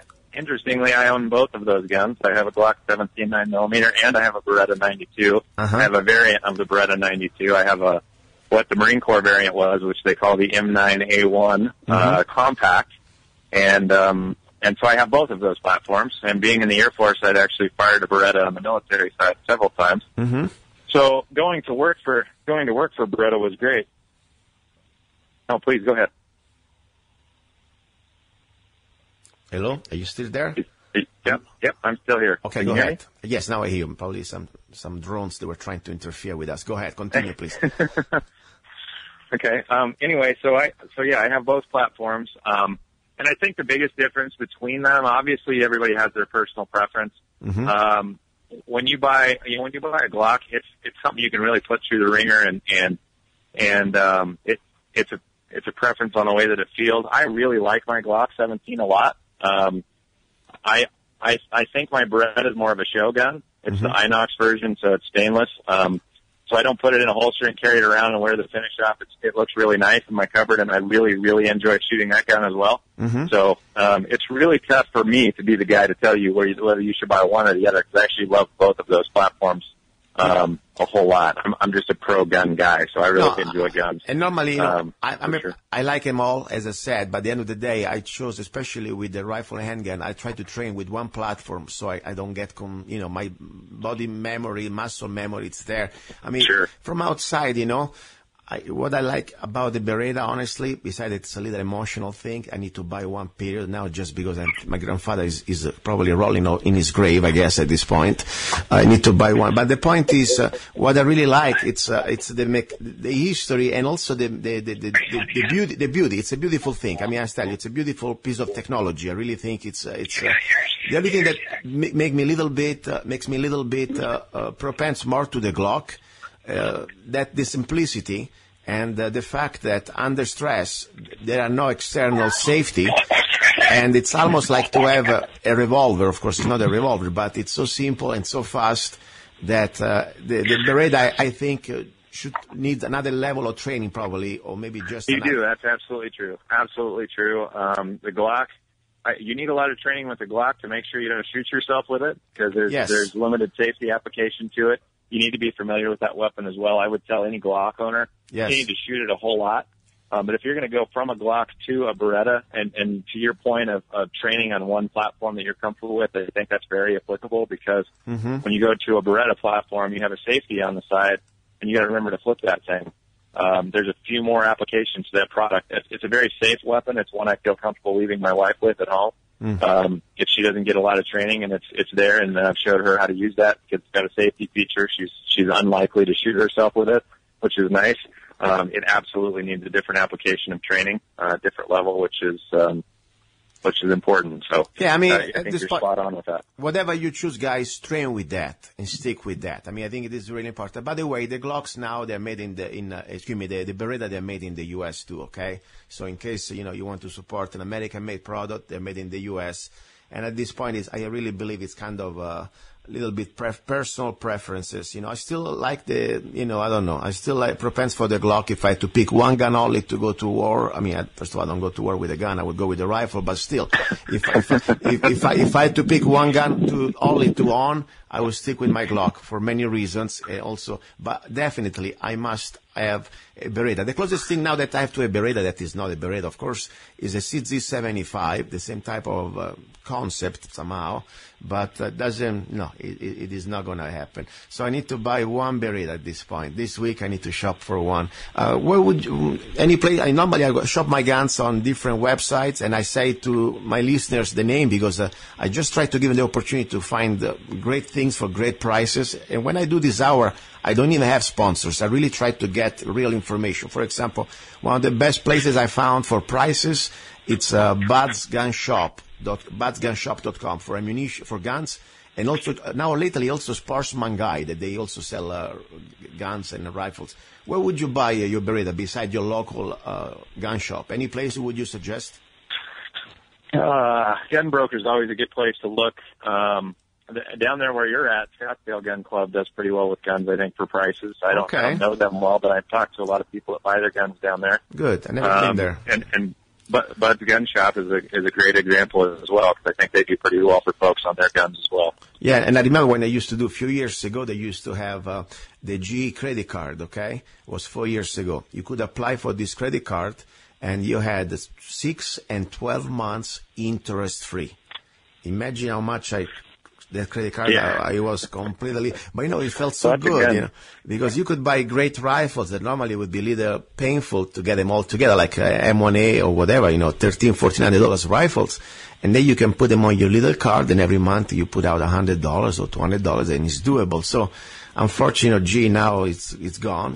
They don't finance any more gun stuff. So regardless, they're still a great company. They give you layaway and different things. So listen, I want to thank you. I like to see new blood into the industry. We need everybody. And please, if you shoot a drone, listeners, if you buy these shot shells, okay, and you shoot at drones, and then you get arrested, don't blame it on him, okay? It's your fault. That's want to be sure it's clear.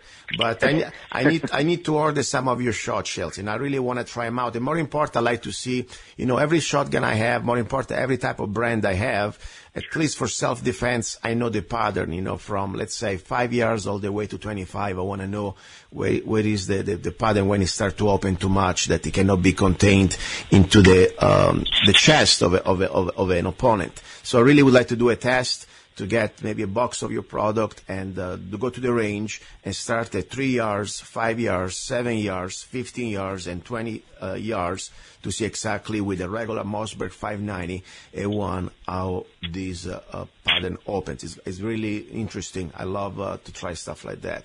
Please say again one more time your product, your website, and I give you the floor. 30 seconds, whatever you want to say. Go ahead. Well, thanks again for having me on, and it's important to get on and get these opportunities. And if it wasn't for folks with shows like yours, it's tough to get the word out to folks. So I appreciate you guys doing that. And the product is drone munition. The website is dronemunition.com. It also feeds you right into our parent company website, SnakeRiverShootingProducts.com, where you'll find a lot more things there than just drone and the Team Never Quit project is fantastic. I urge everybody to check that out. And that money from that project goes to a good cause and supports veterans of the United States. And so I'm very happy to be aligned in those various projects that we have. And we've been pretty blessed and happy to have good customers and great folks like you, Luca, that cover us on the radio. So thanks again for having us. Thank you, Casey. Okay, guys, don't go away because after this we have a little break and we're going to talk about news. There is a lot of going on when it comes down to news and the assault on our rights and also some training ideas. I have a new product that I bought that I can train to become a rifleman in the house safely with a laser for an affordable price. Don't go away. You're listening to Love, Guns, and Freedom with Luca Zanna.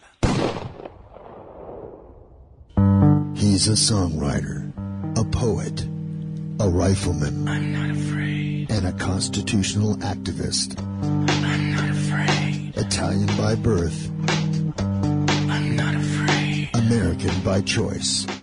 Gianluca Zanna. I'm not afraid. And his new CD, Love, Guns, and Freedom. 16 powerful songs on one CD from the heart of a patriot.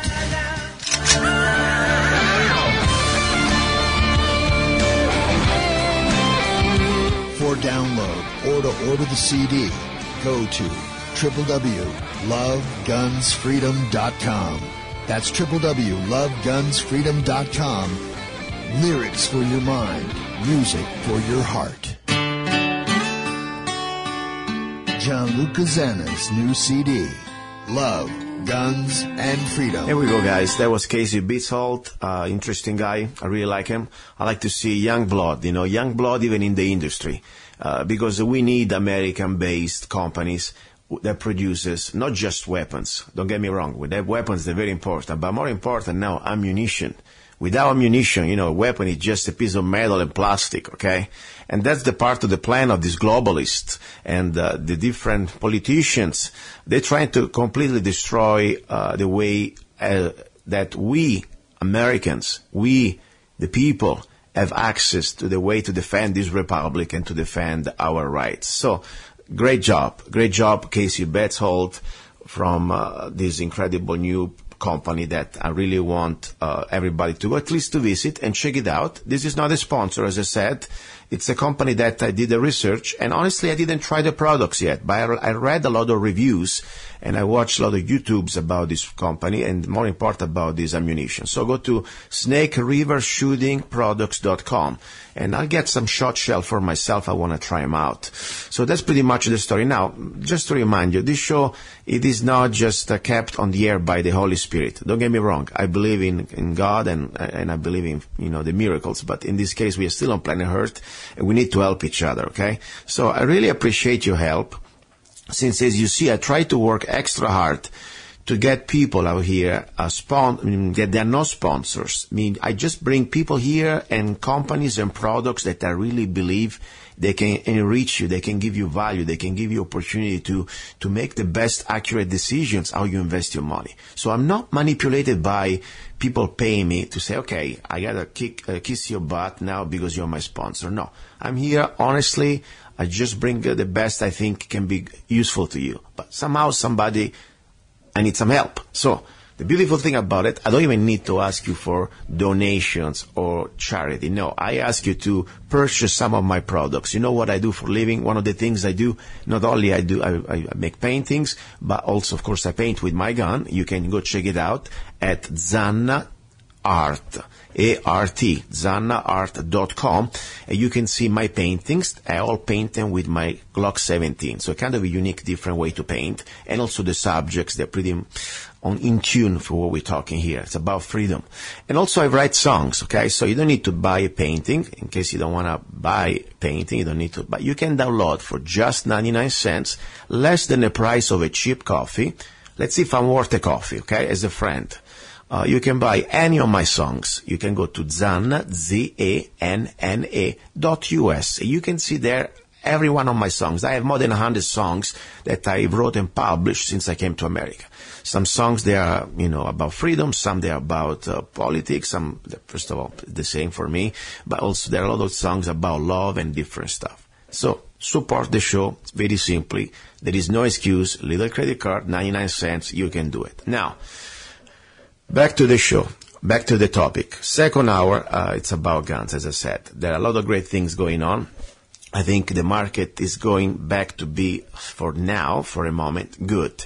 At least when it comes down to prices for weapons. AR-15 platform, I mean, now that you can see stuff for like $550, $600. I mean, there is so much. There is no excuse, okay? I know economy is tough, but there is no excuse. You should really get whatever you need to get it now. Because I'm telling you, as I talked to you before, especially during the first hour, with the economy the way it's set up, we are very close to a big crisis. That's the point. This is not me saying it. I'm nobody. I'm just a guy with an accent from Italy. After all, what do I know? But there are experts, economists out there that have been predicting, and now you see it already in the news. And you can smell it. It stinks. Very bad. And unfortunately, you know very well, when people get desperate, they can start to do desperate things. More important, the government will create more desperation. So be prepared, be ready, and have everything you have. And yes, one of the things you must have, it's a shotgun. Remember, the pistol is to defend your person. The shotgun, you defend your castle. And then with the rifle, you'll defend your liberty and your country. So have them all, get them now. I want to remind you one more time, the Chris Cheng, my guest that I had a few weeks ago, this expert shooter that also is one of the, host or actors, how you want to say it, on History Channel, on this Big Shot show. We have this incredible opportunity for one person out there to win, one of you guys, to win this free diamond membership at Frontside, Nevada. $15,000 worth it. It's a lifetime membership that allows you to go to Frontside, Nevada the rest of your life and attend any class for the rest of your life. You don't need to pay anything, just the ammunition and the gas money, okay? Normally cost on their website $15,000. It's a big price. And by the way, Frontside is not even a sponsor. Me, myself, I'm paying for it, okay? I'm giving you this opportunity because I would like to have every law-abiding person out there armed and trained. So, and when you train, when you learn, share that training with your family, with your friends, with your neighbors. Don't keep it for yourself, okay? So how do you win? How can you win this opportunity? Very simple. You go to my website, www.lovegunsfreedom.com, and on the homepage, you can see at the bottom left, you can see how to do it. I'm not going to read it now to you. You go there, you check it out, okay? So that's very important. Now, what's going on? We're talking about different things. Well, first of all, there is always more trouble with the United Nations. We know very well what's going on, and I'll tell you briefly in a few seconds this document from 2013 that It's not really new. I read this probably 1.5 years ago, but now I think it must be put in perspective because things are happening, especially with Obama out of control. Look what's doing in many different issues.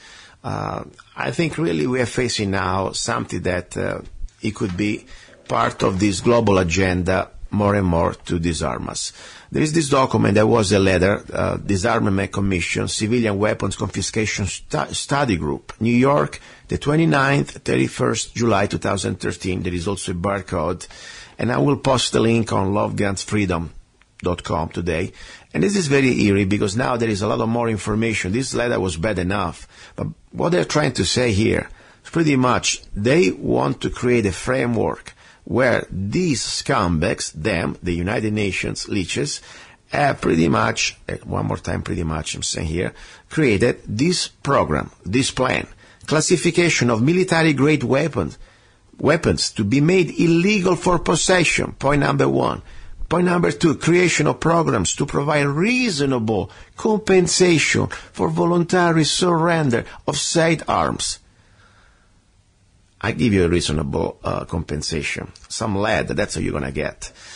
Number three, codification of laws to begin the restricting and strict licensing of concealable firearms.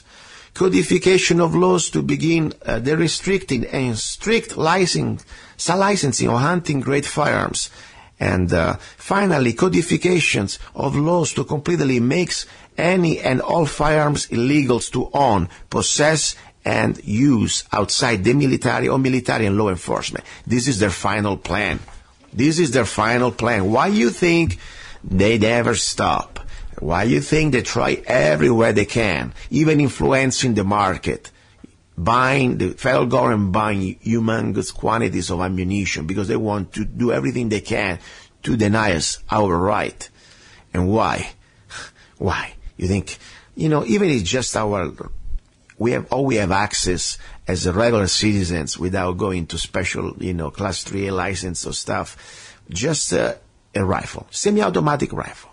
But these bastards are so guilty. They know very well that millions of us, when we discover the truth and we decide to stand the line, even just as human beings, with a rifle and the will and the training, we could be a great deterrent against their tyranny. So they're so guilty, they're freaking out.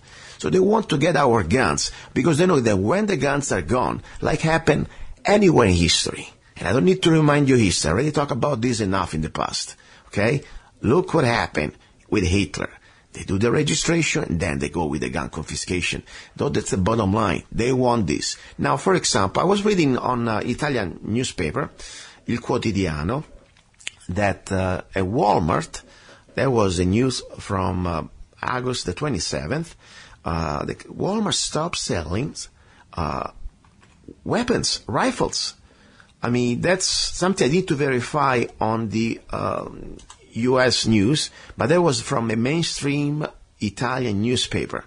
I went to Walmart in Kingman, and I still see rifles. I don't know if this is old stock or not, but it's something to keep an eye on it. If you have any other information out there around the states, from different states, please let me know. That would be remember what's going on right now. The government is using corporations to create corporatism. It means fascism, the union between the government and the corporation. They can pay them off. They can control what they have to do, and they will do it. So I wouldn't be surprised that bigger corporations like Walmart will start to stop selling rifles. And that would be very bad for us because, we need to be able to buy rifles everywhere we can. And by the way, now you already should have your rifles, not even one. But still. So this is very important. Now, one thing about candidates, as I told you many times, I'm outside the left-right paradigm. I don't believe in Republicans or Democrats. They are both paid off, especially the top levels. They're all part of the same problem. But, I'm trying to be fair. I want to be out there and trying to at least listen to the talk of what people are saying. One thing I tell you about Trump, and I'm not a Trump fan, and I'm not trying to endorse him, but I like at least his style, I must tell you. One thing is said that when happened this latest, I don't know if it's planned or not, but it doesn't matter. This shooting, the Virginia shooting, of that black guy shooting those two reporters. One thing is that this is not a gun problem; it's a mental problem. Okay, and it's not a question of laws; it's a question about people. And I agree. So that's the bottom line. We at least start to listen the keywords. And don't get me wrong, you know very well that politicians, that's what they do. They like to talk, and they can change their talk soon after they get elected. But regardless, still, something we should at least consider. Now, one rifle I would like to talk to you guys, before you go into the rifle, because I always try to find new products that you can buy even if you don't have a big budget, okay? Because sometimes the problem is everybody would love to have, I don't know, a beautiful M14, $1,500. But not everybody can afford the 308 like that. But before you go somewhere else and think you wait 2 years before you buy a rifle, buy something between. So I found something that I think it's a great rifle as price, value, and also can be accurate, it can be fast, and you don't need to spend money on magazines, because this is one magazine bolt action. Of course, it's good to have extra magazines, I meant. So I have one, I own one, and I thought it would be nice to share it with you, okay?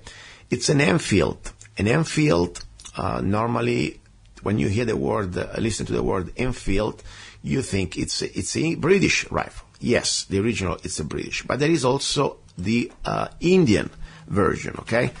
It's chamber for 7.62 by 51, not 308.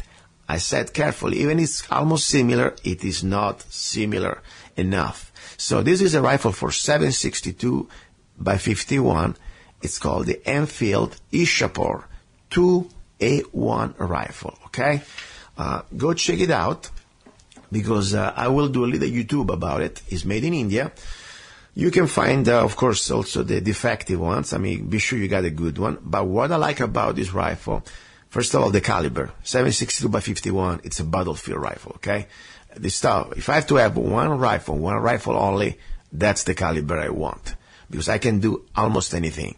I can take down any predator on 2 or 4 legs, and I can reach out much more than the average carabine 5.56. Okay, I can still be effective at 800 yards and knock bricks down. Okay, so it's not just also for flash; it's also for things, or for big things. So I like that. Normally, this rifle comes with a magazine that there are inside 12 rounds. You can also find aftermarket magazine. What I like about that you can load it up from the top with clips, okay? So it's pretty fast. But the beautiful thing is it's solid, it's wood, the buttstock, it's metal. You can really use it as a tool too. And the price.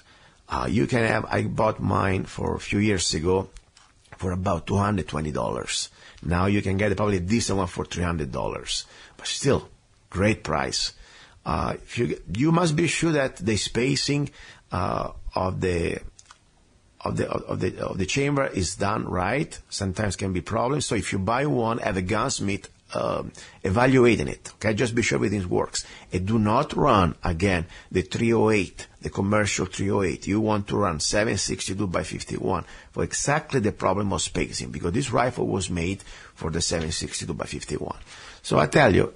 You can read a little bit about the history about this rifle. It's, just find it on Wikipedia or whatever. But I'm not here to give you the history. I want to give you the practical things. It's a great rifle. It's affordable. It's very smooth, bolt action, very fast, and accurate enough. Put a sling on it, and you can defend your castle, at least as a rifleman would do, at a quarter mile, 500 yards. Everybody's going to put their heads down. Okay, so that's something I would suggest you to look into it. So, just ideas, as I said, and buy wherever you can find it. I mean, I'm not going to tell you where to buy. You can find it on Gunbroker, you can find maybe a local shop, but just be sure you check the spacing. So that was an idea for the rifle. About ammunition prices, this week there is always something going on, and I like to find good stuff for the week. For example, there is a great deal, in my opinion, on botach.com for MagTech 9mm in brass, okay? MagTech, they are a good brand, and in brass, reloadable, even of course 9mm, it's kind of a pain to reload. But for $209 or $210, you can get 1,000 rounds and free shipping. Not bad.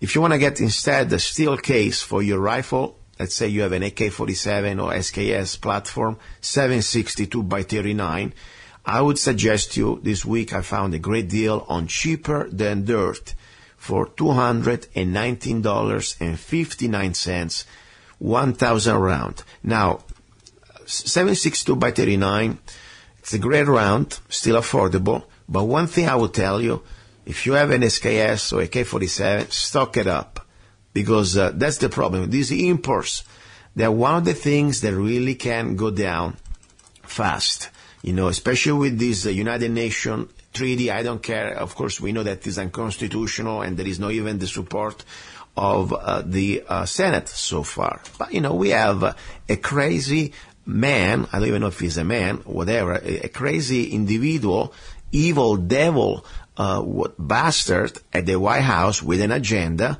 that will not stop at nothing, and anything, So what's happening now, if they start to say, okay, we're going to start to put, 2,000% tax on imports from Russia, here we go. How are you going to buy your 762x39 that you can afford now, for example, like the Tula that I just told you, are Cheaper Than Dirt, okay, for a very good price? It's going to cost you impossible, or maybe they're going to stop even the import. So stock it up. Every rifle you have, how much ammunition, people ask me? As many as you can afford. Okay, and as I said, I like cement floors, so I really can put a lot. So that's the bottom line. And I know economy stuff, I understand. You got to feed your family. That's true. But when you start to do your little, economy at the end of the month, your accounting, start to put priorities, Start to see how many, even going out for dinner. Is really that needed right now? I mean, we're in such a terrible situation. I mean, to buy that extra useless coffee, you think is really worth it? I mean, it's up to you. That's what I can say. Now, talking about news, what's happening around the states, and this is exactly what I was talking. I mean, the federal government already has been trying to do it. Now, state and more important municipalities, they will go out of control, especially in places like Seattle. Seattle City Council advances new gun ammunition tax. Exactly what we were talking about. Okay, so you see, it is not that crazy, this concept. If you think it's never going to happen here, it's already happening. The Seattle City Council is expected to cast a final vote Monday. So let's see, it already happened. I need to double check on legislation that adds new taxes and regulations on firearms and ammunition sold in the city. The legislation, which passed unanimously, I hope I can say it right, Wednesday by the Education and Governance Committee. Think about the Education and Governance. I need to throw up. Would implement a $25 tax on firearms and a 5 cents per round tax on ammunition, and would force gun owners to report a lost or stolen firearm within 24 hours. I mean, always trying to report a stolen firearm, but think about it. $25 on firearms tax and 5 cents for a round tax on ammunition. And why not 20 cents for a round on ammunition? Why not $1 for a round? I mean, the sky is the limit after all. Our overlords pretty much, here we go one more time, pretty much, said that they can do it. So it's up to us to stop it.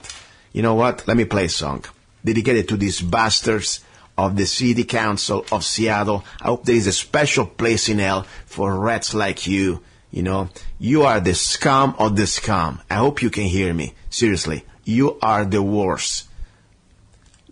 You're a bunch of commies. That's what you are. Fascists and commies the same way, the same time. People don't think it's exactly the same. In their opinion, government is God, and we are just servant to the government, and how you can become a Serb. You must be disarmed. That's the bottom line. So you know what? You want my guns, you want my ammunition. I'm never going to pay $1 to you or any other body out there or anywhere else. If I had to buy and pay for a tax extra because you say so, I will become a criminal. Right now, I'm telling you. And I have a song I wrote. It's called Come and Take It. You're listening to Love, Guns, and Freedom with Lucas Zanna. Don't go away. Ready for our number 3. Come and take it. Come and take it. Come and take it. Come and take it. Come and take it. You're gonna like it. You're gonna feel like it's paradise. Come and take it. You're gonna get it. You're gonna taste it. One between your eyes. Come and take it. Come and take it. Come and take it. Come and take it. No more false illusions. Enough of your phony hope. You've stolen our son's future. Your empty words are like dope. If you want our guns, you want our souls. If you want our lives, here we stand in line. Come and take it. You're gonna like it. You're gonna feel like it's paradise. Come and take it. You're gonna get it. You're gonna taste it. One between your eyes. Come and take it. Come and take it. Come and take it. Come and take it. No more tears, no more fears. Let's have our last fear. Now time to fight. And freedom may never die. Come and take it. You're gonna like it. You're gonna feel like it's paradise. Come and take it. You're gonna get it. You're gonna taste it. One between your eyes. Come and take it. Come and take it. Come and take it. Come and take it. Come and take it. Have you ever met someone on an online dating site and thought, wow, this guy is perfect for me, or she is simply amazing, only to find out they were hiding a deep, dark secret? They plan to vote for Hillary. FreedomLovers.us was created for singles who want to exchange ideas and a love for freedom. People who are looking for solutions to create and defend freedom in the real world, and at the same time, getting that once-in-a-lifetime chance to find their true soulmate. Whether you are interested in meeting your soulmate, making new friends, networking, or hanging out with that like-minded liberty lover, visit FreedomLovers.us. It's the first free dating site and community.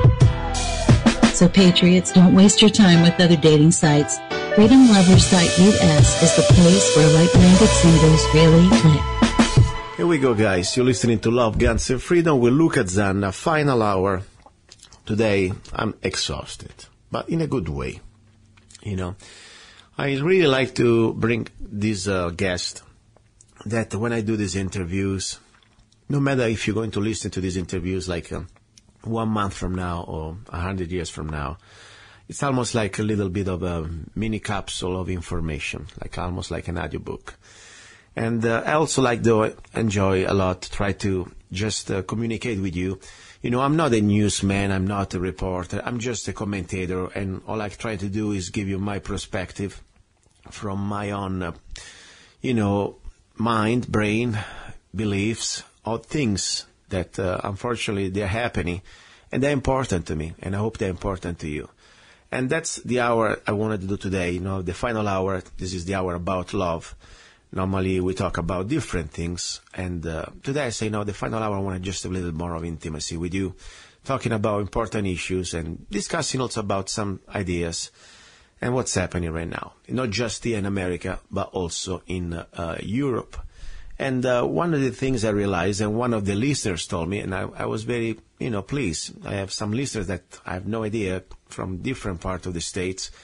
And this gentleman said, Luca, I like the fact that you come from another place and you bring also a perspective from another part of the world. And I had the chance to live in two worlds, like, in Italy and here. I can give you my humble, because it's just my humble opinion on some issues. And unfortunately, things are happening everywhere, not just here in America, but happening around the world. And I proved it to you just a few weeks ago when we had this guest from Germany, guest from Ireland, that we under the same threat. Now, before we go ahead, this is the hour of our love supposed to be, and I will bring you love. I want to remind you about freedomlovers.us. And there are new guests, by the way, there are new members. Freedomlovers.us, if you still don't know it, it's free, the first real free dating, and not just for dating, but also networking website, where you can meet like-minded people who believe in freedom. And even if you're married, you got kids and wife, or if you are whatever, if you have a husband, you can be there. You're welcome there, because we invite people, like-minded people, to share ideas, to network, to know each other, to also create business opportunities. So, and it's free. And when I say free, it is not like, okay, you put your credit card and then we got 30 days free. No, it's 100% free. We don't even ask you for your credit card. So there are incredible new members from both sex. Great guys. I see their profile, and also ladies from different ages, from youngsters to middle-aged and different. And I really think, why am I doing this? What's going on with you guys? It's free. Yeah, it's free, but also there is a purpose. First of all, an idealistic purpose. I really want to create a place where like-minded people can find each other to create a network of everything, even preparation. If you want to prepare yourself, you must know like-minded people. So number one. Number two, I enjoy really the idea of breaking the barriers of the distance, and language. You can find people from Germany, you can find people from Italy, people from America, everywhere. Freedom knows no boundaries. I really believe that. And also, always thinking about people that maybe they're singles and they wanted to meet like-minded people. It's kind of rough. Sometimes, you can find a great-looking lady or a great-looking guy and you think everything's great, and then boom, they open their mouth and you see there are two worlds apart from you, okay? So, can't do that. So, that was the idea. But not really, why are you doing this? It's free. Well, it's free because I'm paying for it, first of all. I mean, somebody has to pay. I created it. I supported it. Also, in this way, I can support my radio show, because I believe if I can create a community with a niche of free like-minded people, I can also share the ideas of my radio show, and I need your help. Don't forget, this show, it is not just created by me. Yeah, I put it together, but to put it out there, I really appreciate your help. So when we have this family, I almost call it a family of individuals at freedomlovers.us, I hope, with your help, we can propagate this idea of liberty that at the end of the day is going to be beneficiary to all of us. That's my goal. Because at the end of the day, we try to do something for others, but indirectly we do also for ourselves. So please go to visit freedomlovers.us, and I hope you can check it out, check the new members, and join, upload videos, upload photos, create a blog. There is a classified section. Enough about that. Now, a little bit of topics I want to touch in this hour about love. First of all, as I said, I believe in charity, but I do not believe in government coercion, and it's very important because now they're going to try to make it look like, charity, something that is not charity, but is the government coercion. Let's talk about the refugee situation in Europe and in America. Before we address the refugee situation, we need to understand the causes that created this crisis. Because just to put money on top of this, more money more debt, okay? Because every time the government prints, first of all, the government doesn't print any money anymore. All the money is given, they've been printed by the central banks. and they are private. So every time the government asks for money or spend $1 or an euro, it is $1 of debt. That's the most important thing we must understand. Who benefits? The central banks. So in America, the private Federal Reserve, or in Europe, the European Central Bank, or the Bank of Italy, or the Bank of Germany, they all privatize and central, and they control the issuing the currency. So first of all, we must understand they're the real beneficiary. So these people that they here or there, some of them, and I say some of them, they come as refugees. They don't even really, they're just pawns. They're like pawns, like in a big chess game. But more important, we must understand why supposedly these people, they are escaping from wherever they're from. Let's say, for example, more specific, Syria, okay? Well, listen to me, guys. I mean, we have a man in this case that, of course, is just a puppet, but Mr. Obama, Mr. Peace Nobel Prize, is been bombing the crap out of Syria the last few years.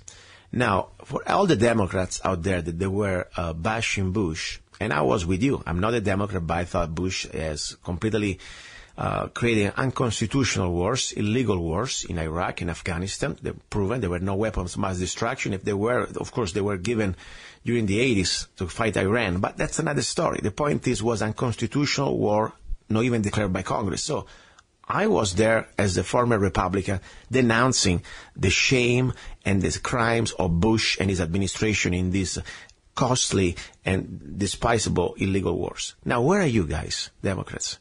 When we have a man supposed to be Nobel Prize for the peace, you know, this man that was criticizing Bush and his wars, now try to destabilize completely that area, you know, like he did, of course, not just Syria, but also other part of that area.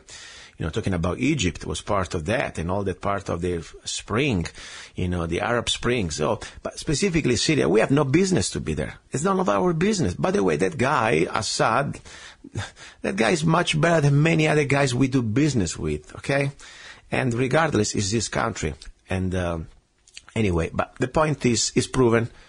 Obama is being supporting the administration and also some members of Congress, like Luke McCain, supporting and financing and bringing the bags full of money to support this opposition against Assad.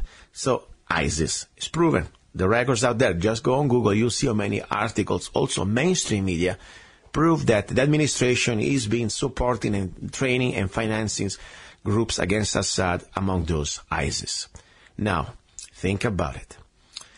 We create a crisis, and we have a reaction. The reaction, people that are going to flee, okay? At least many of them. But this is the main point, you know?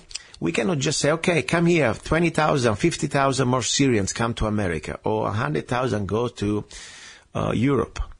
No, that's not the way to fix the problem. To fix the problem that every one of us should be responsible to at least speak up and denounce, and regardless of your party affiliation, start to say, Mr. Obama, we know you are a fraud.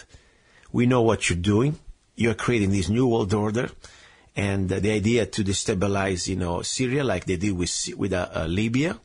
You know, this is not our business. And for sure. So we should start to do, first of all, do that. Then let's look about also an important thing. You know, for example, Italy. I have a lot of friends in Italy, okay? And I respect them. They are my friends from when I was younger, from my youth. And but sometimes, you know, I'm sorry, we have a very deep difference of opinions on topics. For example, the topics that the principle that some of my friends do not understand, the government, first of all, doesn't do anything, doesn't create anything, and whenever gives to somebody something, it must steal from somebody else. Especially when we know now very well that the dollars or the euro or the currency is not even created by the government anymore, but it's created by the bank, private bank. So it's a dollar of debt. So when they say, oh, we got to help these migrants, well, first of all, 1 second. It's called charity. If you want to help somebody, it's called charity. So you open your checkbook and be a grown-up man. Yes, I'm all for charity, you know. But don't start to tell me that we gotta, or we have to, or we must. Because nobody's supposed to be forced to pay for somebody else, especially using the government. That is an extortion, is a legalized extortion. Number one. For example, you know, and this is all for the people out there that they consider themselves Democrats or blue collars. Let me tell you something what's going on in Italy. If you're in Italy, you're a worker, working in a factory. You may work about probably 30 years, 40 years, doesn't matter. But the point is, with your Social Security, when you retire, you don't even get half of what you get when you are now one of these migrants or refugee. These refugees, the government spend for every day at least $40 for food and also for lodging, okay? Plus some cash. This is just the minimum cost. There are also extra costs like free healthcare and different things. So the bottom line is we have a person that we have no idea where they're coming from really, because, the idea of these refugees is supposed to be from Syria. Now we know that there is a fraud, a market, a black market of creating or buying these false identities from Syria, and they're from everywhere. So there are thousands and thousands and thousands of people. We have no idea where they're coming from, who they are. Most of them, they are men, by the way. They're not even families. And every time they come to Italy, and this is just Italy, Germany, I think they got even better, more welfare. You get at least about $40 a day.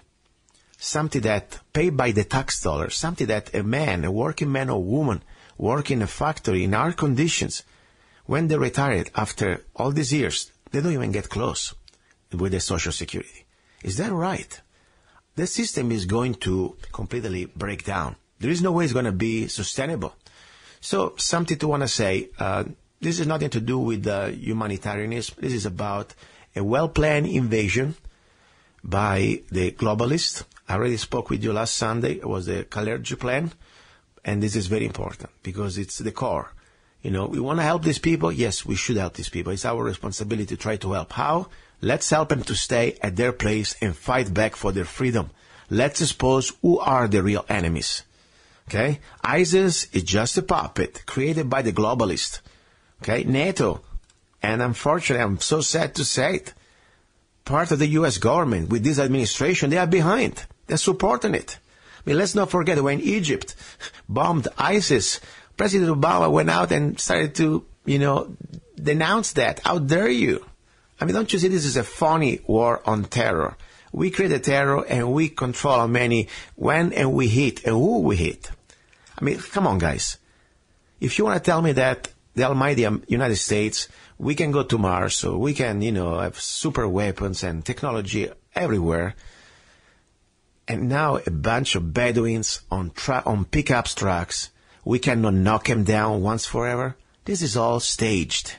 It's staged to last as long as needed, because the idea is to destroy every regime or every country who still want to keep their sovereignty. Okay? So much for Assad.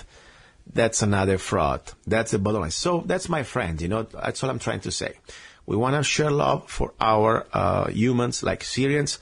Let's start to speak up. Don't be silent. Don't just say more taxes. No, let's expose the fraud. Obama is a war criminal, and so every politician who's supporting these illegal wars in Syria or anywhere in the Middle East. So we stop the wars there. Syria government can take care of themselves, and the ISIS will disappear overnight. Enough said. Now, talking about Europe, more specific, there is a lot of information. For example, some that are very sad, that these refugees coming to Europe, especially, they are not just, as I said before, families or people who need help. They are unfortunately part of a group that have an agenda. And, I respect everybody. I respect every religion. I respect atheists. All I care that you respect me. You can do whatever you want. That's all I'm saying. You can do whatever you want if you do not use coercion or violence towards your fellow humans. That's it. You want to be Buddhist, Jews, Christian, Catholic, whatever. I'm a former Catholic, and I consider myself a Christian. That means I don't even go to church. I don't need the church. I have direct relationship with God. But I keep it for myself most of the times. There is a problem, though. I study books. I study all books. People may disagree with me, that's fine. But, I can tell you, just reading a book called the Quran, you don't need to really be an expert. Just go out there on Google and start to read parts of it. You will see that if you are a true believer, okay, and this is not just me, I've talked to some Muslim people, and I'm going to bring them on the show. or former Muslim people. And if you believe if you're a true believer, if you're a good Muslim, you must obey the law. That's the bottom line, So there is a very big incompatibility. I mean, if you're a good believer in the Muslim religion, you cannot be a good citizen of this United States of America. Because at the end of the day, your law of your God comes before the law of the land. And that's not an important thing. What is exactly this message? Is it a message of love and respect, or is it a message of conquering and violence? And I'm not saying that, all I say that you should just read it. There is many verses about violence, many verses about completely Sharia law. And for example, I'll give you one, Quran 2:191, 193. And kill them wherever you find them and turn them out from where they have turned you out. And al-fita, disbelief, is worse than killing. Anyway, but the point is, if you're not a believer in Quran, if you don't submit, you must be killed. And there is so much, And to those who reject faith, I will punish them with terrible agony in this one and the other one. More important, it's you as a human being. You are supposed to be part of this cleansing, of this punishing, of this stoning, of this chopping hands. I mean, that's for me. And people say, oh no, but also the Bible does that. First of all, I don't care. Because all I know that every religion that tried to enforce in 2015 a new millennium, this sort of a middle age attitude and act of violence is wrong. I would denounce even the Bible, but there is a difference. First of all, I never heard any Christian or whatever type of denomination to do things that they're doing, and you can see mainstream, not just in the Middle Eastern, but in Europe. The Sharia law, it's a reality. It is not a conspiracy, and they're applying it. A good Muslim that believes in the Sharia law, is for him or for her, it's normal to chop somebody's head or to kill maybe an honorable kill of your daughter. Or if somebody changes mind, they want to, change religion and become an apostate, live the Muslim religion, they're going to kill you. I mean, there is so much violence. So that's the point. I never heard about any Christian doing that, number one. Number two, more important, if you want to look at the whole Bible, you have to look also the message of love of the New Testament that is completely different. It's about forgiving. It's about almost, improving, if you want to say. Even, of course, it's the same book. But I'm not an expert in religion. I'm not trying to preach you out. I'm not even trying to convince you. All I'm trying to say here is this. We have a big problem. When we have thousands and thousands, and now millions of people coming from just a specific part of the world, by design, they're all Muslim, or most of them, they're Muslim. I never heard really about many Christians, refugees coming to America. They're mostly Muslims, and so in Europe.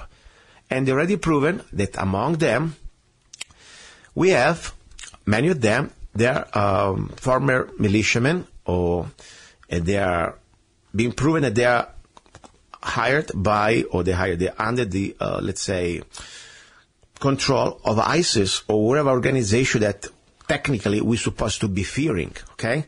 It's proven. There is already a lot of information there. It was a German migrant refugee was just arrested just last week, according to the mainstream news, that he was a threat and he was an ISIS member. And that's one they caught. Imagine how many they didn't catch. Think about it. So we have potentially a big Trojan horse, and we have then the Pope coming to tell us that if we do not take refugees in our homes, we need to pay more property taxes. This is all with all my respect I can give him, because I respect him as an older guy. But I said, when I left the church, when I left the Catholic Church, I realized that I don't want to bow down, and I'm never supposed to be bow down to any man. The Pope is like a king, and he's a politician. He's the chief, the supreme chief also of a country. So this guy with his new agenda, with his agenda of the New World Order, because that's what he's doing, he's advocating for a one world religion. He's advocating for this new global government. And of course, he wants to mind our business, telling us that we need to pay more property taxes. Think about it. Unless we take people in our homes. This is complete Marxist propaganda. Okay? So I say, dear Pope, do me a favor, mind your goddamn business and stay in the Vatican and take care of your things. Don't tell me how much property taxes I can pay. Seriously, with all my heart, you know. And it's a shame. It's part of the scheme. It's part of the scheme. You know, they're controlling everything. They want to create this new world order where you're gonna be one race, but not because we want to be one race improved that we can be better. No, they want a race that we're gonna bring us down. Want to be this new race completely, as I said before, they call the mud race. And I didn't call that. I'm not trying to sound racist. This is about directly from the Kalergi Plan, a book written in the 1920s by this globalist. And that's the way they call it. So the Pope now is going to come to America and they're going to tell us, pretty much, he's going to tell us how much property tax that we're supposed to pay, how many illegals or refugees we're supposed to take.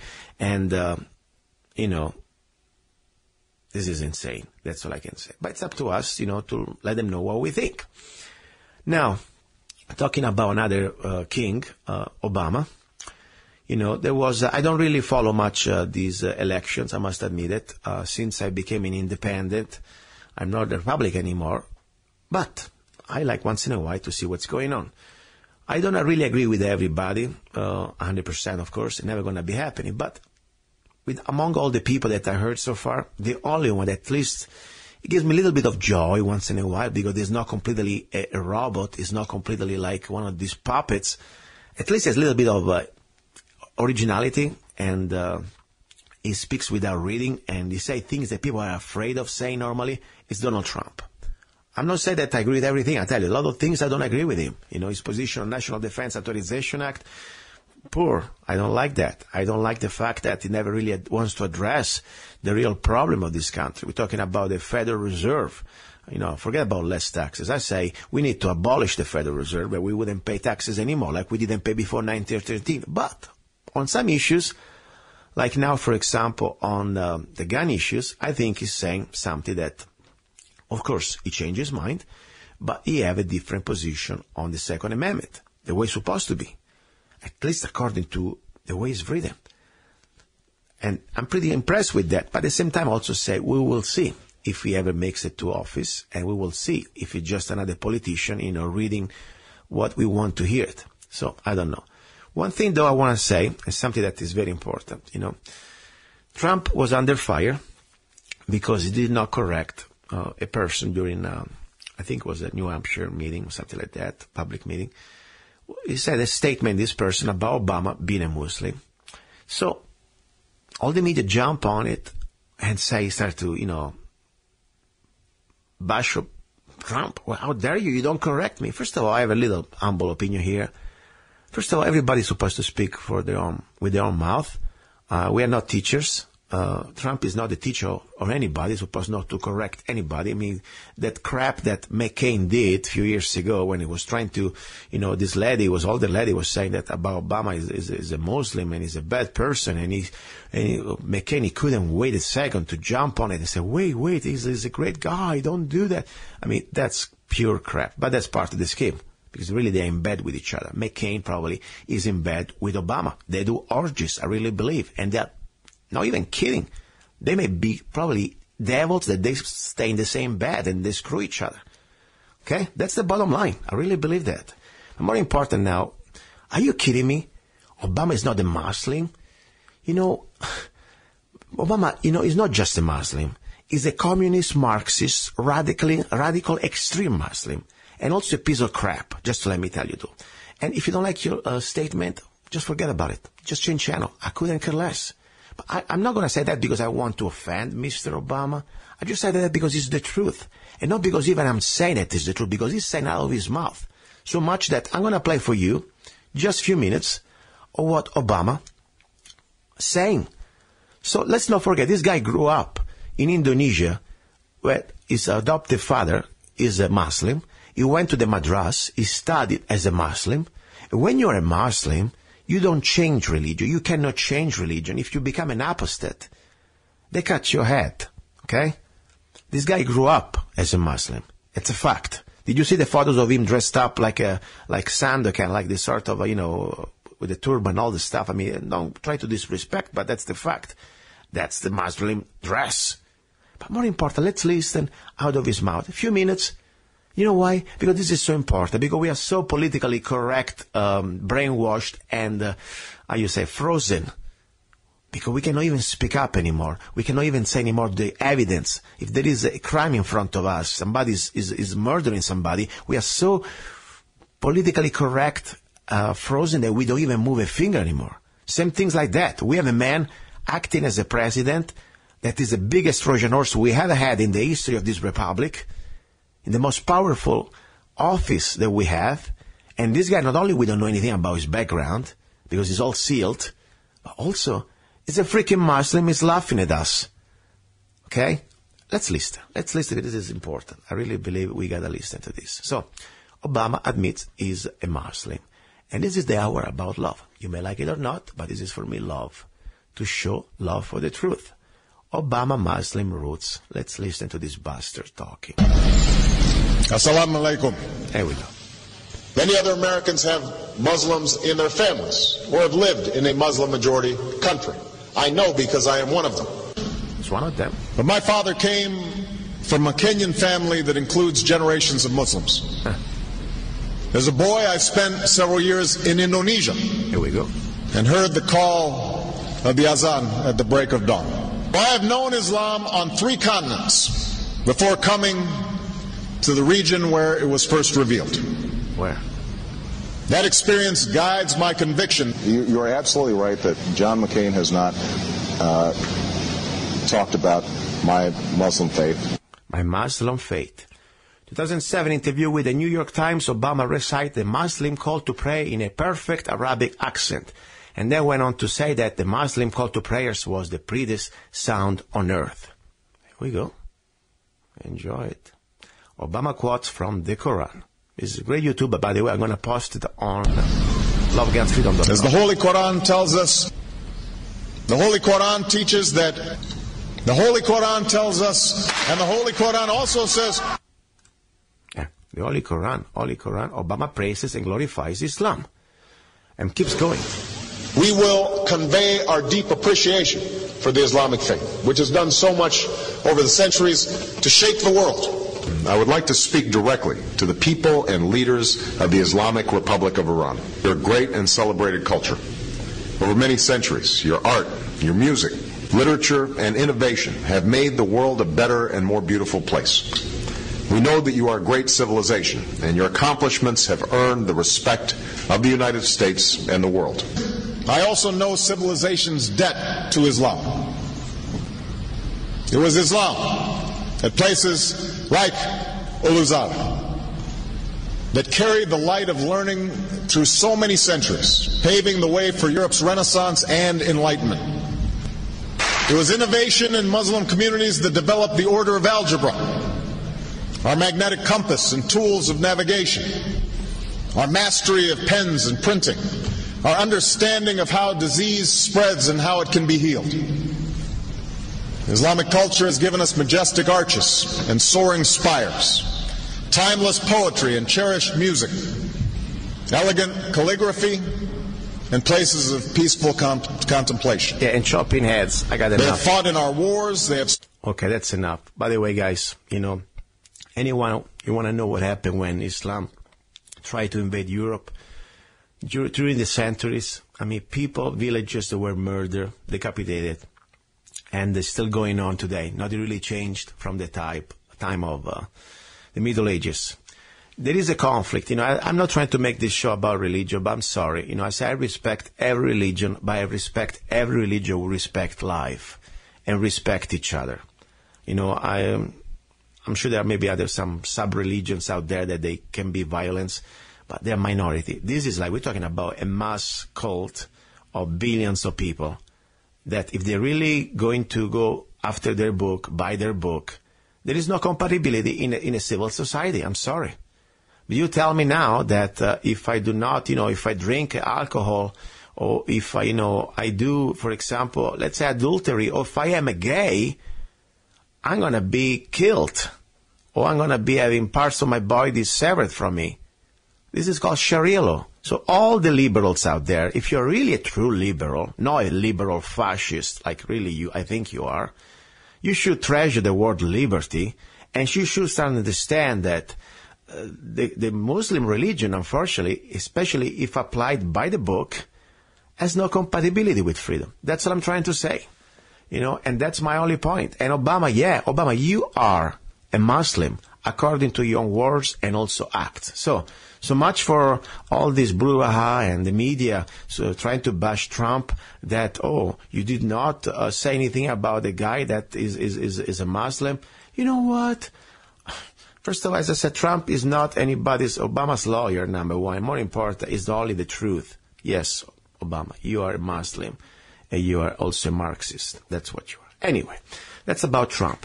Talking about another thing I like about Trump, and don't get me wrong, I'm not endorsing Trump. There are a lot of things that I don't agree. But one thing, he got the balls to say that, Trump is the only candidate out there, really, that is trying to denounce the dangers of vaccines. Okay, everybody's afraid because they know very well where the big pharma controls the advertisement, they control also the media. Sometimes. And nobody wants to talk about that, Here we go. So my point is this. We got to really think about Trump at least is saying something that not just because he heard from somebody, but I really believe it's so important that what he's saying now is because he had some real life experience. I mean, one of his stuff was his child, after the vaccine became autistic. And this is not just a conspiracy. It is not just about a few of them. Look around. There is so much information. I brought you doctors here. I brought you data. If you still believe that the vaccines are great for you, especially the way government give them to you with no accountability to these private corporations, they have no anymore any type of recourse, even to lawsuit. I mean, that's fine. It's your right. If you want to hurt yourself, go ahead. But please don't force it on me, on my family, on my friends, okay? So that's the bottom line. So 1 point for Trump. Vaccine made one of my employees' children autistic. So I think that's very important because at least he's saying something that nobody wants to say. That's another important thing. Now, what I really think about this election course, of this presidential situation, at the end of the day, it's a charade. The last president was trying to do something.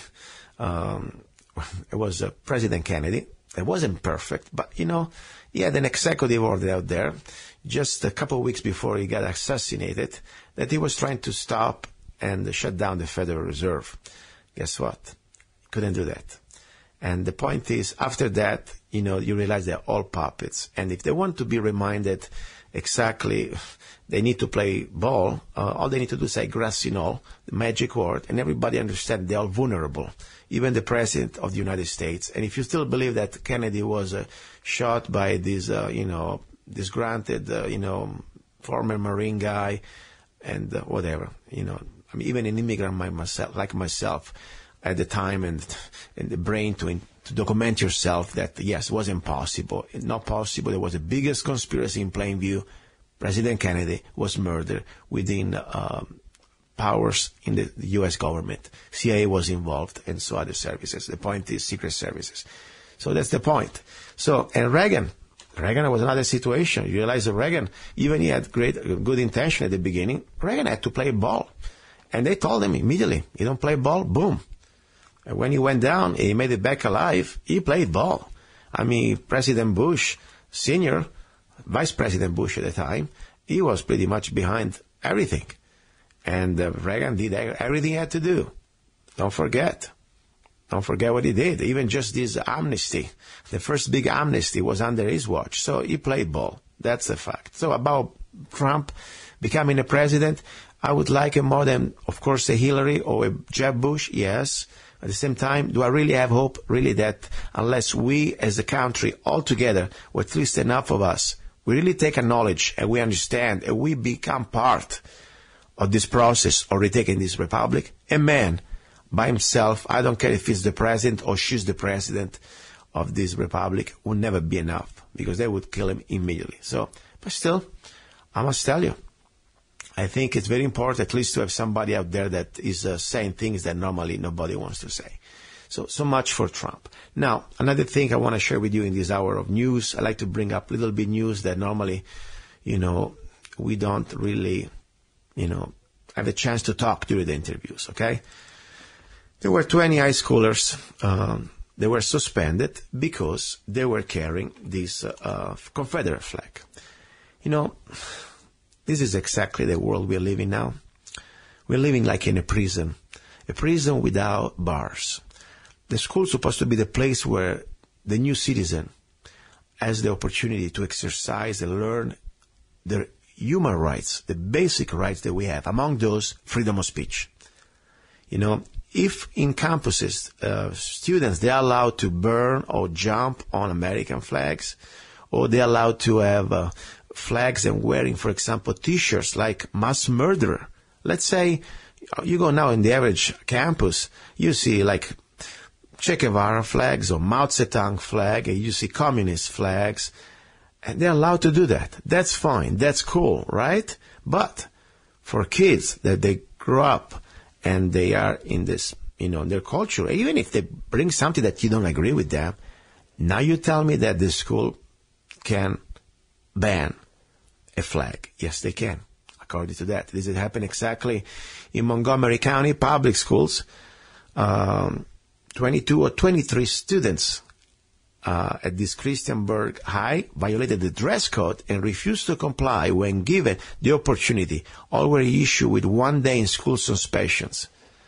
You know what? I'm glad I wasn't at that school, because forget about suspension. I would start a revolution. Seriously. I would dress up not just with a flag. I would put a tattoo of the Confederate flag on my shoulder just to mess with these bastards. Anyway, so that's the point. That's the new America. They tell you what you can say or what can you not say. But at the same time, as I said, you know, mass murder, politicians, and, whatever, communist flags, fine. Burn the American flags, fine. But you want to fly the Southern flag, that, by the way, is not about racism. It's about your heritage of sovereign states of that union. Anyway, you go to suspend it. Anyway, that's another part. Now, more and more stuff coming up. Let's see, for example, some other interesting news I would like to bring you. But meanwhile, I would like to bring you a little bit of a reminder. You know, this show, it's about love. Even when you think I'm bashing people, I'm bashing Obama, yeah, it's about love. Because this is an act of love, believe it or not. To speak up the truth when you can become a target, this is not exactly fun. I mean, I don't enjoy coming out here and really say, okay, now Obama is a Muslim, Obama is a Marxist, Bush is another New World Order puppet. I mean, at the end of the day, I don't really please anybody if you think about it. I'm not Republican, I'm not Democrat. I'm here for the truth. Sometimes the truth hurts, and people don't want to hear the truth. They like to hear whatever they like to hear. It makes them feel good. I'm not here for doing that. So at the end of the day, I don't really get any personal benefit here. But it is my consciousness. I'm here because I know that some of you guys, you want to admit the truth. You want to face it. And we want to change things for better. This is my only goal as a human being. I'm here because I hope even my little voice, with my accent, with my grammar limitations. By the way, I want to thank people, you know, I have some friends in Italy, an American lady, who sometimes correct me. You know, I did an interview in English last week with Rosario, and my English translation in Italian wasn't exactly perfect. I never said that I'm a translator, guys. I'm a regular guy. I even didn't finish school, for God's sake. You know, I'm a drop-off at university, okay?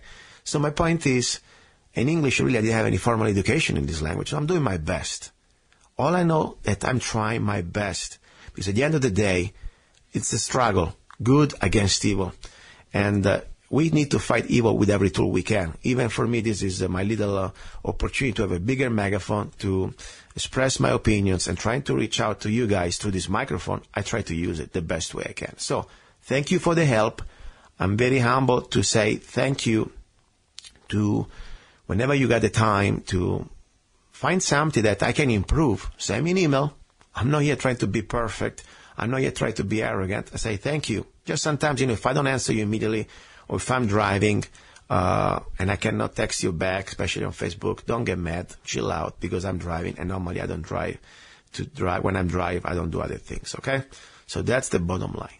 But, yeah, it's an act of love, because at the end of the day, I could do so many other things today, seriously. I could enjoy my life and go to the range and write my books and write more songs and drink beer and wine, okay? Instead, I'm here, And I'm amazed I'm still walking around.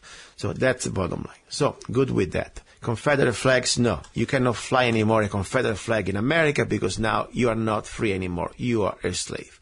Now, Obama, I'm sorry, you bring always Obama. I'm sorry, this is so much part of what's going on right now with us. I wish I didn't have to talk to Obama.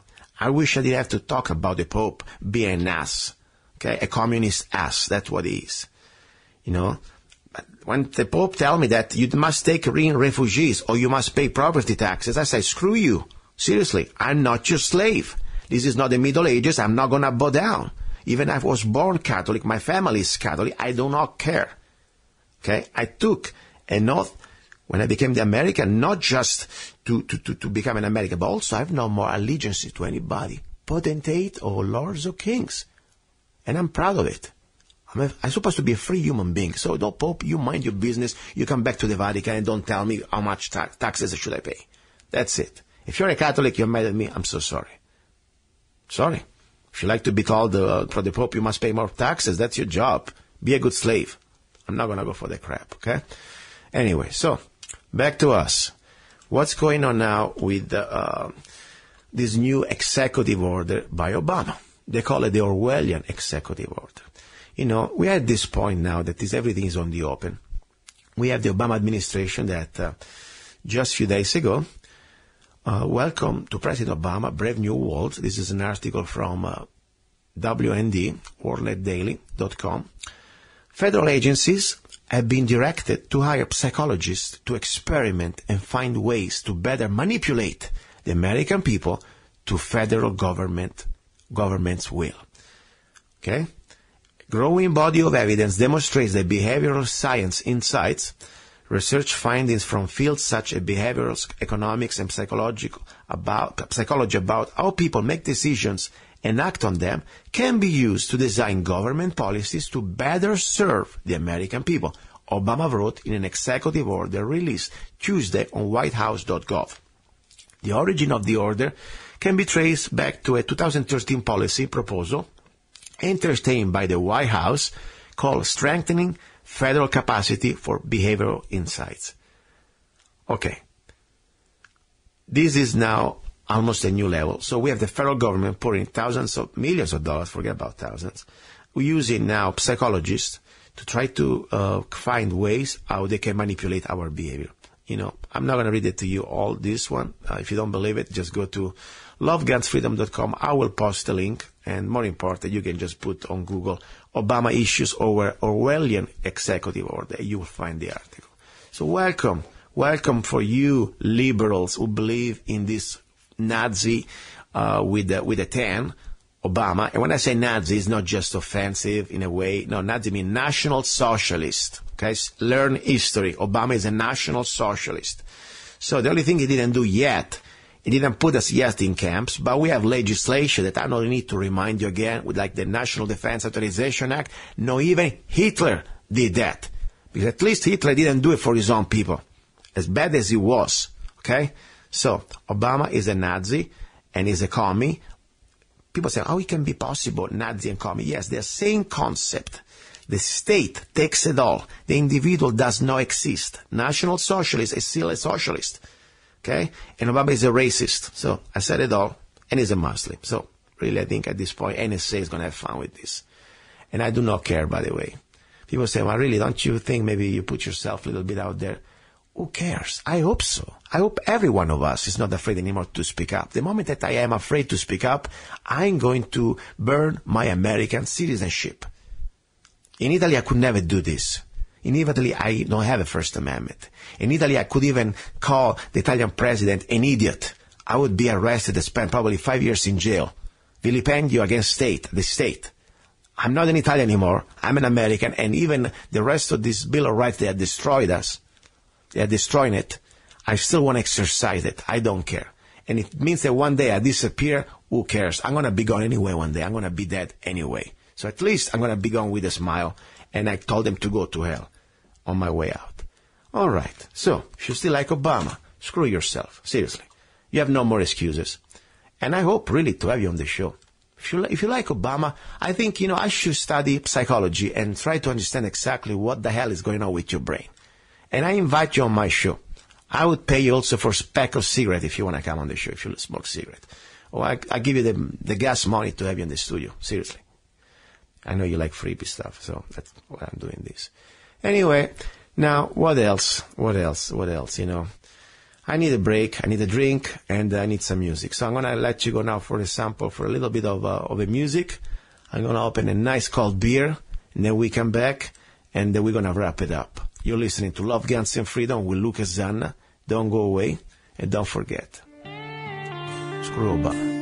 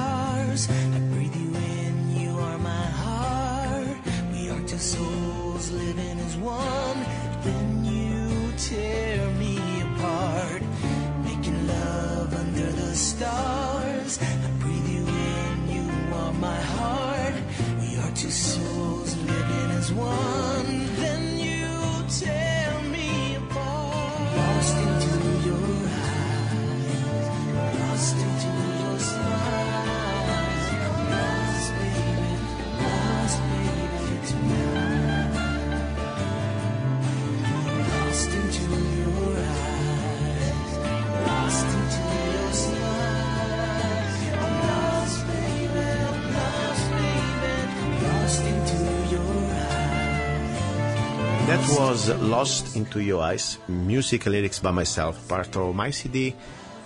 I forgot which CD. Anyway, just go on zanna.us, you can find it. And by the way, as I said, every hour, this show is somehow, I don't know how long it's going to last it. I'm here, I'm doing my best, but I need your help. If you cannot afford 99 cents, I just say one song. You don't even need to buy the whole show, the whole CD, whatever. 99 cents. If I'm not worth the price of a coffee, I think I'm not worth anything. So that's the way I'm going to keep this show free. I don't want to go out there and beg for money from sponsors. Yes, I'm receiving offers and I got some sponsors, but that's fine. But the point is the sponsor comes after. The truth comes first. I don't want to ever change the format. That's my idea. That was the goal when I took this opportunity to be on the air. I want to, first of all, keep you the news that I believe. And sometimes I might be wrong. Don't get me wrong. If I'm wrong, I want you to prove me wrong. And that's what I'm saying. This show, it's an open forum. I can have here a communist person. I can have here a person that I agree, a person who disagree. you're welcome to be here. Especially if we disagree. If you're civil, I'll be civil, and we can have at least an exchange of ideas. That's the bottom line. And maybe, if we are both in a good heart, and I think I am, we can at least try to find a way that we respect each other. So I'm saying, you can do whatever you want. Just don't do it with my money. Just don't tell me what to do. Okay? That's the bottom line. Let's start with that. That would be a good start. If you want to do, let's say, I don't know, pay for something, use your money. Don't steal my money, and we can get along. If you want to smoke pot, you can smoke all the pot you want. Just stay in the house and don't smash anybody in the car, but buy your own pot. Okay? Let's start with things like that. Self-responsibility and not stealing from other people. Okay? Anyway, but before I forget, I also would like to give you with this opportunity in this hour of love, things that I really give you with my heart. For example, if you are a person who cannot afford a lifetime membership at Frontside, Nevada, there is still the offer going, the special contest with Chris Chang. Go to lovegunsfreedom.com and check it out. It's a free lifetime membership, diamond lifetime membership, a $15,000 value that one lucky person can get. And all the way you will see on lovegunsfreedom.com, there is a photo of Chris Chang, this great guest I had a few weeks ago, and explains to you how you can become a lifetime member. And by the way, Frontside Nevada is one of the best firearms institute out there in the world, and is not even my sponsor. I am a life member, and I'm paying for this membership. Okay, so that's all I want to say. This is the spirit of the show. Okay, but somebody always has to pay. Nothing's free. This is not like the government. Free. No, some idiots has to pay. So you gotta steal from somebody to give something else for free to somebody else. The first thing we steal from, don't forget, is the American people. Because every time the government goes out there and gets $1 for any service, any welfare, it's $1 of that we beg and we commit ourselves with a private Federal Reserve. So that's the bottom line. So, a little bit about that. Now, we're almost at the end. I really enjoy the opportunity for me to be here and for you guys to listen, have the patience to put up with me. I do. I always remind you that if you want to be on the show, and I have people for coming next week, we're going to have incredible guest lines. I mean, something big is happening in Mojave County. I can't tell you more right now, but you will listen. Something that could be almost like another Bundy's situation, and it's time all of us stand together as Americans to avoid tyranny upon us. Other incredible guests I'm going to have. I have an incredible guy that I met. He's running for U.S. Senate in Georgia. He's a black man. I call him an American with black color because he doesn't like to be called black American or African American, and I'm proud of it. Is an American that happens to be black. That's the way it should be. For example, I'm not an Italian American. I'm an American with an accent. That's fine. But I'm just an American. And the guy is just an American. He doesn't put color as a division. Why should we always mention the color? But, just because I like to mention it now, because to understand that that's the game they are playing with us. And we need to stop. Now, another little thing. I love people when says, we came here and we killed the Indians and we were evil and blah, blah, blah. I got news for you. Humanity, human race, it's evil. The Indians, they were screwing each other before even the white man came. And don't get me wrong, they've been screwed badly. They lost. That's sad. And why? I always advocate the exercise of the Second Amendment. Because if you want to defend your freedom, if you want to defend your property and your independence, you must be armed. The Indians happened that didn't have enough weapons. And technologically, unfortunately, they were inferior. But this is happening before even among themselves. They weren't living among peace and love and kumbaya. They were killing each other, slavery. They were chopping heads. I mean, there were different tribes fighting each other. The only thing is that they did not destroy each other completely because they didn't have enough technology. So, unfortunately, this is part of humanity. The human race, it's kind of a mess. It's kind of an interesting predator, and it kills more than it's supposed to. Normally, the animal, like a wolf, kills only when it's hungry. The human race, they kill. It's a fact. So, to defend yourself, you must be armed. Simple as that. So when I see this post about native Indians giving the white man the status of illegal aliens, I'm not here to say the Indians did not get screwed. You can see the final result. They're living now in reservations, that they're glorified prisons without walls. And you guys, you've been held captive by this free between quotes, federal money. But the problem that I find disturbing is that there was always somebody before you. There's always somebody before us. Before the Indians, where they coming from, the Indians? It's proven. There is the registered newspaper, an article. It proves that the Native Americans, they came from Siberia. So we all came from somewhere.